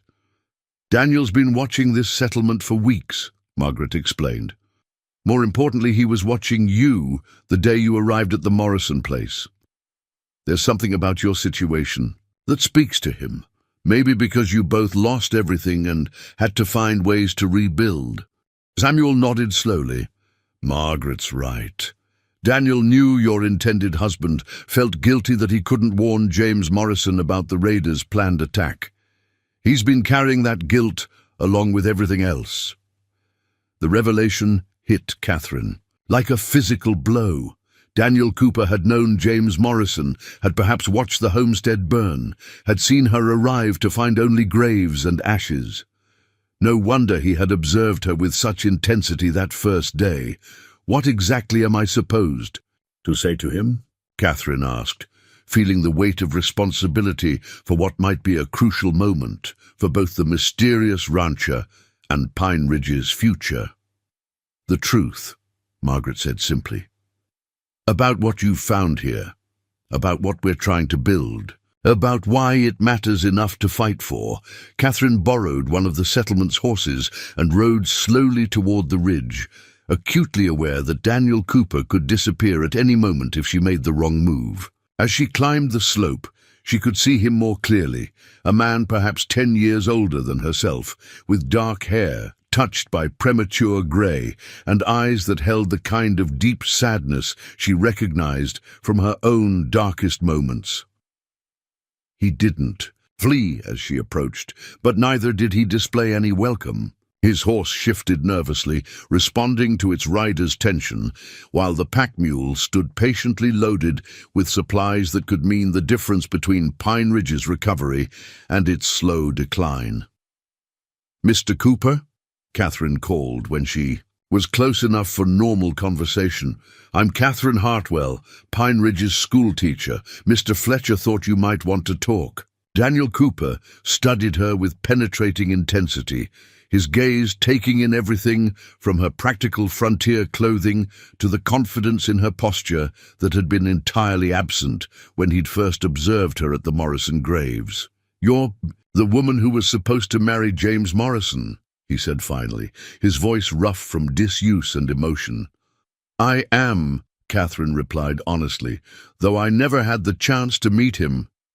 "James was a good man," Daniel said, pain evident in his voice. "Optimistic, maybe too trusting, but decent. He talked about you constantly, his plans for the future, how he was going to show you that the frontier could be a place for refinement and education, not just survival." Catherine felt tears prick her eyes at this glimpse of the man she had never known, but whose death had inadvertently led her to find her true calling. "I wish I could have met him. I should have warned him," Daniel continued, the words seeming to tear from his throat. "I knew the Crimson Brotherhood was operating in this area. I'd had my own encounters with them, lost my own." He stopped, unable to finish the sentence. "Mr. Cooper," Catherine said gently, "from what I understand, the raiders struck without warning. Even if you had tried to warn Mr. Morrison, there might not have been time." Daniel's laugh was bitter. "You don't understand. I did see the signs, tracks, abandoned campsites, reports from other ranchers. I could have ridden to warn every isolated homestead in the territory. Instead, I stayed on my own spread, telling myself it wasn't my responsibility to look after everyone else." Catherine began to understand the depth of guilt that had driven Daniel Cooper into isolation. He blamed himself not just for his own family's death, but for every subsequent victim of the raiders he might have saved through warnings or coordinated defense. "And now?" she asked carefully. Daniel gestured toward Pine Ridge below them, where the sounds of rebuilding and recovery drifted up through the clear air. "Now I see people doing what I should have done from the beginning, standing together, fighting back, refusing to let evil triumph without resistance." Catherine seized on this opening. "It's not too late to be part of that resistance. Pine Ridge could use your help, your knowledge of the territory, your experience with the raiders." "I'm not good for communities," Daniel said harshly. "Everyone I care about ends up dead. Better to stay away, keep my curse to myself." "Mr. Cooper," Catherine said, her voice carrying a firmness that surprised them both, "I understand something about believing you're cursed. I thought I was doomed to poverty and dependence, convinced that every plan I made would end in disaster. But sometimes what feels like a curse is just life-testing whether you're strong enough to help others." Daniel stared at her. Clearly not. Expecting such directness from someone he barely knew, Catherine pressed her advantage. "Look at those supplies you've brought. You rode here not because you're cursed, but because you're decent, because you see people trying to build something good and you want to help, even if you're afraid of getting too close." "Those supplies don't make up for the deaths I could have prevented," Daniel said. "No, they don't," Catherine agreed, "but they might prevent future deaths. And isn't that what really matters? Not the past we can't change, but the future we can still influence." For a long moment, Daniel Cooper sat silently on his horse. Staring down at Pine Ridge while wrestling with demons Catherine could only imagine. When he finally spoke, his voice carried a note of desperate hope. "What would I do? In the settlement, I mean. I'm not good with people anymore, not good with normal life." "You do what you're good at," Catherine replied. "Scouting, tracking, early warning systems. Samuel Fletcher is an excellent military strategist, but he doesn't know this territory the way you do. Your knowledge could save lives. And if people start dying again, if my presence brings bad luck," Catherine smiled sadly. "Mr. Cooper, people are already dying. The question is whether you're going to help us save some of them or keep hiding while others do the fighting." The brutal honesty of her words seemed to cut through Daniel's self-protective barriers. He looked at her with something approaching. Respect, recognizing a kindred spirit who had also faced impossible choices and found unexpected strength. "James Morrison was right about you," he said finally. "He said you had backbone, that you'd proven it by being willing to travel halfway across the country to marry a man you'd never met. He thought you'd be good for frontier life." He was right, Catherine said, though not in the way either of us expected. Daniel made his decision with the same decisive action that had probably kept him alive through years of frontier dangers. "I'll come down. I'll talk to Fletcher about what kind of help I can provide, but I won't live in the settlement itself. I need space, distance." "There's a cabin about a mile north of town," Catherine suggested, remembering her conversations with various residents. "It belonged to a family that moved on to Oregon. You could base yourself there, close enough to help, but far enough for privacy." Daniel nodded, accepting this compromise. As they rode down toward Pine Ridge together, Catherine found herself studying this enigmatic man who had inadvertently played such a crucial role in her own journey. His presence at the Morrison homestead had been her first glimpse of hope in the Colorado Territory, even though she hadn't understood its significance at the time. "Mr. Cooper," she said as they approached the settlement's outskirts, "may I ask you something personal?" "Go ahead. When you saw me that day at the Morrison place, why didn't you approach? Why didn't you offer help directly?" Daniel was quiet for so long that Catherine thought he wouldn't answer. When he finally spoke, his voice carried the weight of profound regret. "Because I was a coward," he said simply. "Because I told myself that anyone who came looking for James Morrison was probably better off discovering the truth and leaving the territory entirely. Because I didn't want to be responsible for another person's safety or survival. And now," Daniel looked around at Pine Ridge's buildings, at the people working together to repair and improve their community, at the children playing in the snow, while their parents rebuilt what the raiders had tried to destroy. "Now I think maybe some things are worth being responsible for," he said quietly. The arrival of Daniel Cooper marked another turning point in Catherine's frontier education. She had successfully recruited not just a valuable ally for Pine Ridge's defense, but a man whose knowledge and skills could help protect the entire region from future raider attacks. More importantly, she had helped someone find his way back from the kind of isolation and despair that she herself had experienced. As Daniel met with Samuel Fletcher to discuss coordination strategies and early warning systems, Catherine found herself reflecting on how much her role in the community had expanded beyond teaching. She was becoming someone others turned to for guidance and problem-solving, a person whose judgment was trusted and whose advice was sought. The woman who had arrived as a desperate refugee was evolving into a leader whose influence extended far beyond the confines of any classroom. And with Daniel Cooper's expertise now available to help protect Pine Ridge, Catherine began to hope that they might actually succeed in building the kind of permanent, thriving community that could serve as a beacon of civilization in the wilderness. But even as she celebrated this victory, Catherine sensed that greater challenges lay ahead. The Crimson Brotherhood's defeat at Pine Ridge would not go unanswered, and Silas Kane was not the kind of man who accepted failure gracefully. The settlement, had won a battle, but the war for the territory's future was far from over. Spring arrived early in the Colorado Territory that year, bringing with it both hope and the most dangerous challenge Pine Ridge had yet faced.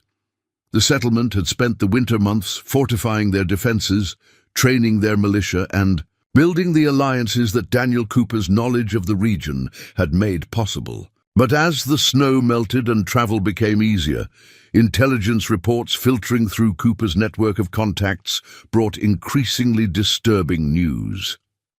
Silas Kane had not forgotten Pine Ridge's successful resistance to his autumn assault. Throughout the winter, the Crimson Brotherhood had been consolidating their forces, recruiting new members from among the desperate and lawless, and planning what Kane openly boasted would be the complete destruction of the uppity settlement that thinks it can stand against the natural order of frontier justice. Catherine first learned of the gathering threat during a community meeting in early April, when Daniel Cooper made one of his rare appearances in the settlement to brief Samuel Fletcher and the other leaders on what his scouts had discovered. "Kane's assembled nearly 100 men," Daniel reported, his weathered face grim in the lamplight of the meeting room. "They're camped about 50 miles northeast, in the Badlands where territorial law doesn't reach. He's been promising them rich plunder from Pine Ridge's success, our livestock, our supplies, our women and children to sell in the slave markets down south." The room fell silent as the full implications of this intelligence sank in. 100 raiders represented a force 5 times larger than anything Pine Ridge could field, even with the militia training Samuel Fletcher had implemented over the winter months. "When?" Samuel asked, his military mind already working through defensive possibilities. "Soon," Daniel replied. "My contacts suggest they're waiting for the mountain passes to clear completely, which gives us maybe 2 weeks to prepare." Catherine felt her stomach clench with familiar fear, but it was different now from the helpless terror she had experienced during her first encounter with frontier violence. This time, she had people to protect. Her students, her community, the life she had built from the ashes of her original dreams. "What about territorial intervention?" asked Robert Hensley, ever practical. "Surely the government can't ignore a force of that size operating within their jurisdiction." Daniel's expression grew even grimmer. "The nearest territorial troops are garrisoned 300 miles away, and Kane has made sure to time his assault for when they're committed to other operations. We're on our own." Thomas Chen, whose elderly mother had indeed made the journey from California and had become a beloved figure in the settlement, spoke up with the quiet determination that had made him such a valuable community member. "Then we fight with what we have. This settlement represents everything my family came to America to find: freedom, opportunity, the chance to build something lasting. I won't see it destroyed by lawless men." His words sparked a chorus of agreement from around the room, but Catherine could see the fear beneath the brave declarations. These were farmers and shopkeepers, teachers and craftsmen, good people who had learned to defend themselves, but not professional soldiers facing a vastly superior force. "There might be another option," Catherine said quietly, the idea forming even as she spoke. Around the room, faces turned toward her with the attention that had become her due as one of Pine Ridge's most respected voices. "I'm listening," Samuel said. Catherine took a deep breath, knowing that what she was about to propose would be dangerous and controversial. "Mr. Cooper, you said Kane has been recruiting from among the desperate and lawless. What kind of men are we talking about? Professional killers, or mostly people driven to desperate measures by circumstances?" Daniel considered the question carefully. "Mixed, from what I understand. Kane's core followers are hardened criminals, men who enjoy violence for its own sake. But many of his recent recruits are just people who've lost everything: failed farmers, displaced families, men who can't find honest work. Then perhaps some of them could be convinced to reconsider their allegiance," Catherine suggested, "if they were offered a better alternative." Samuel leaned forward with interest. "What are you thinking, Miss Hartwell?" Catherine's mind was racing now, connecting ideas that had been percolating since her successful intervention in various community crises. What if we could split Kane's forces, offer amnesty and settlement opportunities to those who are only with him out of desperation, while isolating the true criminals who can't be reasoned with? That's actually brilliant, Margaret O'Sullivan said slowly. Divide and conquer, but through hope rather than force. It's also incredibly dangerous, Daniel pointed out. Making contact with Kane's forces would require someone to approach their camp under a flag of truce. Kane might respect such traditions, or he might simply kill any messenger who brought terms he didn't like. Then we'd better make sure our messenger is someone he'd be reluctant to kill, Catherine replied, her voice steady despite the fear coursing through her veins. The room fell silent as everyone understood what she was suggesting. Samuel Fletcher's voice was carefully controlled when he spoke. "Miss Hartwell, I cannot and will not allow you to put yourself in such danger. You're too valuable to this community to risk on a diplomatic mission that might well prove suicidal." "With respect, Mr. Fletcher," Catherine replied, "I don't think any of us have the luxury of avoiding risk anymore. And I'm not suggesting this out of reckless bravery. I genuinely believe it might work." She stood, moving to the map Daniel had sketched of Kane's camp and the surrounding territory. "Think about it strategically. Kane expects us to cower behind our defenses, waiting for him to attack at a time and place of his choosing. He won't expect a young woman to ride into his camp offering negotiations. The surprise alone might buy us the time we need to present our terms." "And if he simply takes you prisoner?" Margaret asked, her maternal concern evident. "Then Pine Ridge will know that negotiation failed, and you'll implement whatever military solution Mr. Fletcher and Mr. Cooper believe offers the best chance of survival," Catherine replied practically. "My capture wouldn't materially weaken our defenses, but successful negotiations could save dozens of lives on both sides." The debate that followed was intense and emotional, with most community members arguing against allowing Catherine to risk herself on what many saw as a desperate gamble. But gradually, as the strategic merits of her proposal became clear, opinion began to shift. Daniel Cooper, surprisingly, became one of her strongest supporters. "It's the kind of unexpected move that could work precisely because it's so audacious," he argued. "Kane spent months planning to attack a defensive position. He hasn't prepared for diplomatic overtures, especially from someone like Miss Hartwell." "What exactly would you offer these potential defectors?" Samuel asked, clearly struggling. Between his protective instincts and his recognition that Catherine's plan might be their best hope. Catherine had been thinking about this since the idea first occurred to her. Land grants in territories away from Kane's influence, assistance with starting new lives, tools, seeds, livestock from our own reserves. Most importantly, the chance to be part of building something positive instead of destroying what others have created. And for Kane himself, safe passage out of Colorado territory, with a warning that any return would bring the full weight of territorial justice down on him, Catherine replied. "Some criminals can be reformed, but from what I understand about Kane, he's not one of them. The best we can hope for is to convince him that conquest of Pine Ridge isn't worth the cost." The final decision came down to a community vote, as all major decisions did in Pine Ridge. When the ballots were counted, Catherine's proposal had passed by a narrow margin, not because people weren't afraid for her safety, but because they recognized that conventional defense against such overwhelming odds offered little hope of success. Preparations for Catherine's mission took 3 days of careful planning. Samuel Fletcher briefed her on diplomatic protocols and negotiation strategies.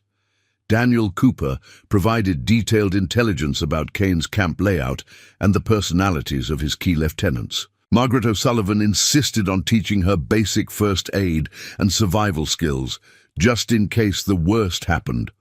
Most emotionally difficult was saying goodbye to her students, though she tried to present the journey as simply another community responsibility rather than the potentially suicidal mission it might prove to be. "Miss Hartwell," young Sarah Chen asked on Catherine's last day of classes before departing, "when will you be back?" "Soon, I hope," Catherine replied honestly. "While I'm gone, I want you all to help Mrs. Hensley with your lessons. When I return, I'll expect you to show me how much you've learned." The confidence in her voice was partly real and partly performance, but it seemed to reassure the children that this departure was temporary rather than permanent. Catherine set out for Kane's camp at dawn on a crisp spring morning, riding alone under a white flag that Daniel Cooper had fashioned from one of the settlement's precious bedsheets. Her saddlebags contained copies of the amnesty offer, along with enough supplies for several days of travel. The journey to Kane's camp took her through some of the most beautiful country she had seen since arriving in Colorado Territory, rolling. Hills carpeted with wildflowers, crystal streams reflecting the snow-capped peaks that rose in all directions. Under different circumstances, it would have been a delightful ride. Instead, Catherine found herself acutely aware that she might be seeing this landscape for the last time. The Crimson Brotherhood's camp was even larger than Daniel's reports had suggested. Catherine counted at least 90 tents and lean-tos, scattered across a natural amphitheater in the Badlands, with smoke from dozens of cooking fires rising into the clear morning air. The men she could see moving around the camp looked exactly as dangerous as she had expected, armed, rough, and radiating the kind of casual violence that marked professional criminals. Catherine's approach was spotted by sentries when she was still half a mile from the camp's perimeter. She held her white flag high and maintained a steady pace, fighting down the terror that threatened to overwhelm her rational thoughts. By the time she reached the camp's edge, a crowd of curious and hostile faces had gathered to see what kind of fool would ride alone into the stronghold of the territory's most feared outlaws. "I'm here to speak with Silas Kane," Catherine announced to the assembled crowd, her voice carrying more confidence than she felt. "I come under a flag of truce with terms from Pine Ridge Settlement." Rough laughter greeted this announcement, along with crude comments about what the men would like to do with their unexpected visitor. But the crowd parted to allow passage for a man who could only be Silas Kane himself. He was smaller than Catherine had expected, perhaps 5 feet 8 inches tall, but he radiated the kind of controlled menace that made physical size irrelevant. His eyes were pale blue and utterly cold, and his smile revealed teeth that had been filed to points in what was either a deliberate intimidation tactic or simply evidence of profound mental disturbance. "Miss Catherine Hartwell," Kane said, his voice carrying a cultured accent that surprised Catherine. "Yes, I know who you are, the school teacher who thinks she can make civilization bloom in the wilderness. How charming that you've come to visit." Catherine's blood turned to ice as she realized that Kane knew far more about Pine Ridge and its residents than their intelligence had suggested. But she forced herself to maintain composure, understanding that any sign of weakness would be fatal. "Mr. Kane," she replied formally, "I've come to discuss terms that might avoid unnecessary bloodshed when you approach Pine Ridge." Kane's pointed smile widened. "Oh, my dear girl, you misunderstand completely. I have no intention of avoiding bloodshed. I'm rather looking forward to it." The words hit Catherine like physical blows, but they also clarified the situation completely. Silas Kane wasn't simply a criminal seeking profit. He was a predator who enjoyed the suffering of others. Negotiation with such a man was impossible, but perhaps her real target had never been Kane himself. "I see," Catherine said calmly. "Then perhaps I should speak to your followers about what they can expect when Pine Ridge's allies arrive to investigate." "The smoking ruins of your camp." For the first time, Kane's smile faltered slightly. "Allies?" Catherine smiled with every ounce of confidence she could muster. "Did you really think Pine Ridge was isolated, Mr. Kane? We've spent the winter building connections with other settlements, territorial authorities, even some of the local Indian tribes who are tired of raiders disrupting their hunting grounds. Your attack on Pine Ridge won't be the easy victory you've planned. It will be the trigger for a coordinated response that will hunt down every member of your organization. It was a complete bluff, built on nothing more than Catherine's understanding of Kane's psychology and her desperate hope that some of his followers might be less committed to destruction than their leader. But as she looked around the camp, she could see uncertainty in faces that had been confidently hostile just moments before.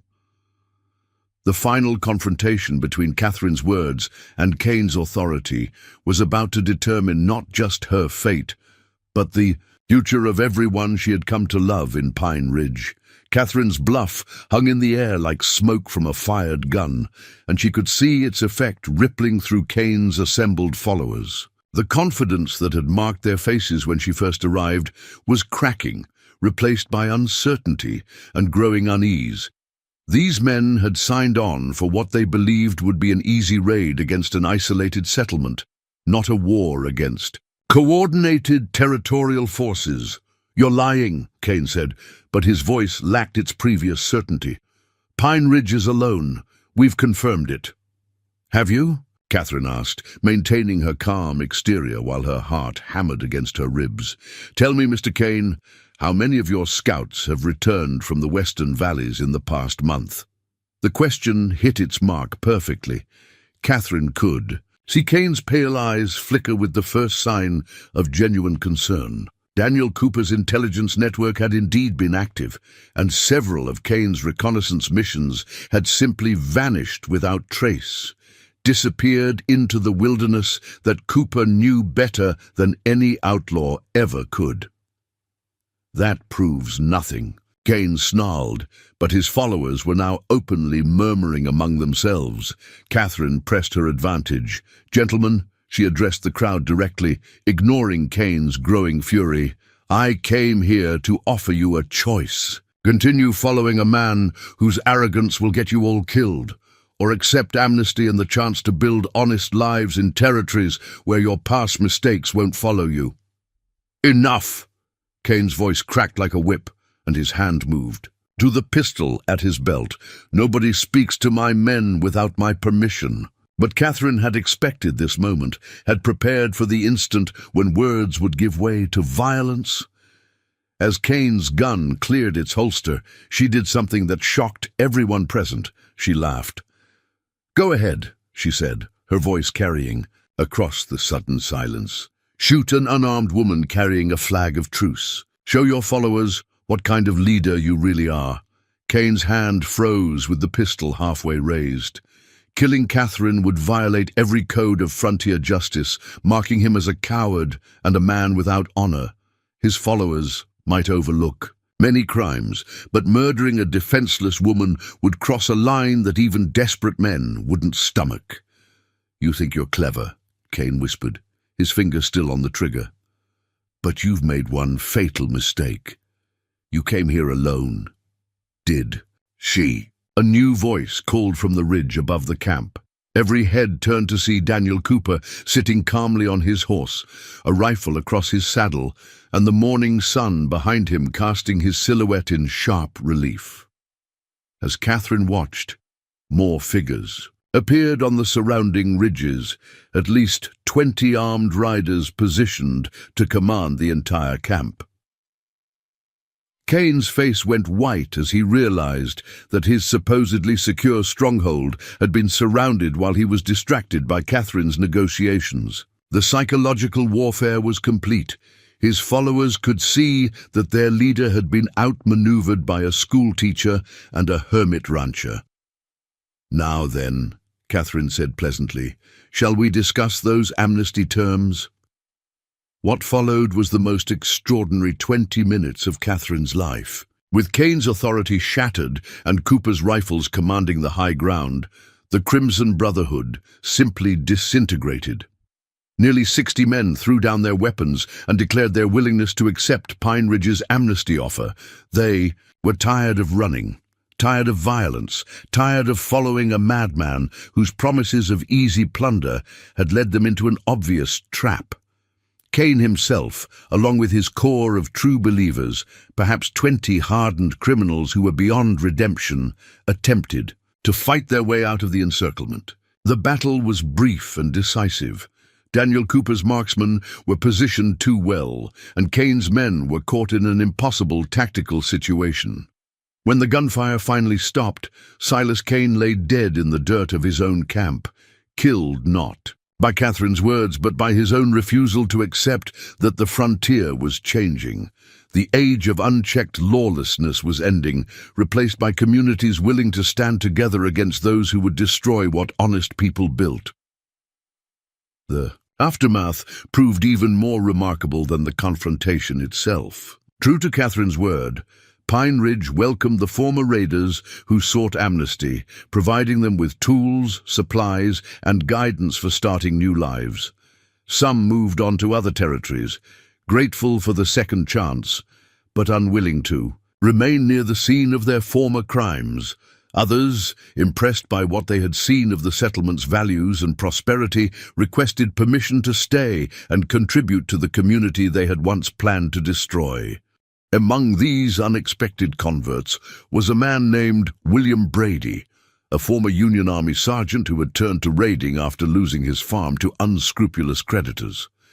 His military experience proved invaluable as Pine Ridge expanded its defensive capabilities and began coordinating security for the entire region. "Miss Hartwell," Brady said during one of the planning sessions that followed Cain's defeat, "I want you to know that what you did took more courage than any battlefield heroics I witnessed during the war.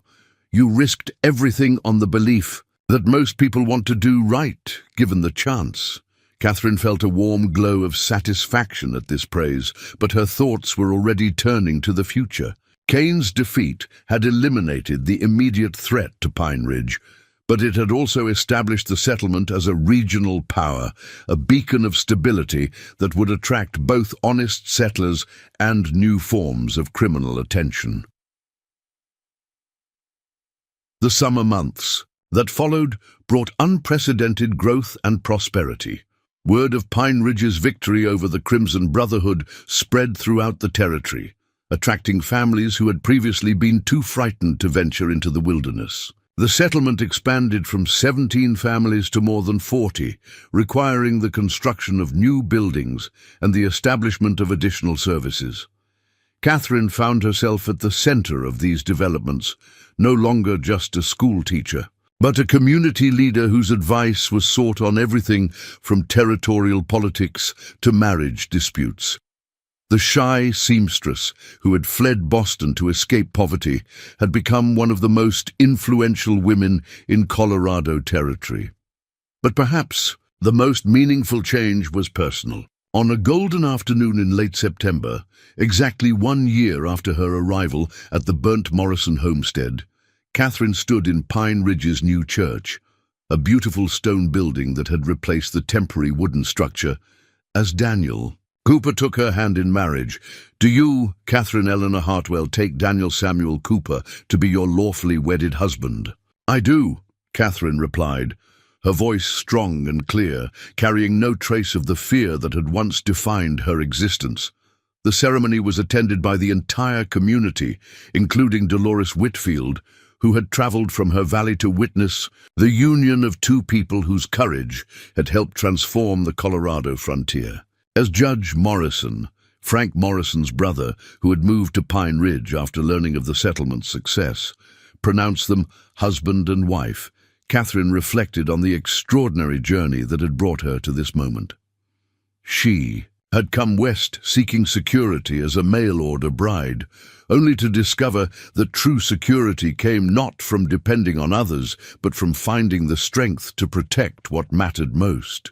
The burnt homestead and fresh graves that had once represented the death of her dreams had become the foundation for something far greater than she had ever imagined. "Ladies and gentlemen," Judge Morrison announced to the assembled crowd, "I present Mr. and Mrs. Daniel Cooper." As applause filled the church and Daniel's strong arms encircled her, Catherine smiled with the deep contentment of someone who had found not just love, but purpose. The mysterious horseman who had once watched her from a distance had become her partner in building the kind of life that neither of them could have achieved alone. Outside, the first snow of winter was beginning to fall on Pine Ridge, transforming the settlement into a scene of pristine beauty. Children played in the streets, their laughter echoing off buildings that had been built to last for generations. Smoke rose from chimneys where families gathered around warm hearths, safe in the knowledge that their community would protect them from whatever dangers the frontier might bring. Catherine Hartwell had arrived in Colorado Territory as a refugee with nothing but hope and determination. Catherine Cooper would spend the rest of her life helping to build a civilization where hope and determination were rewarded with sanctuary, prosperity, and the chance to create something lasting from the raw materials of courage and community.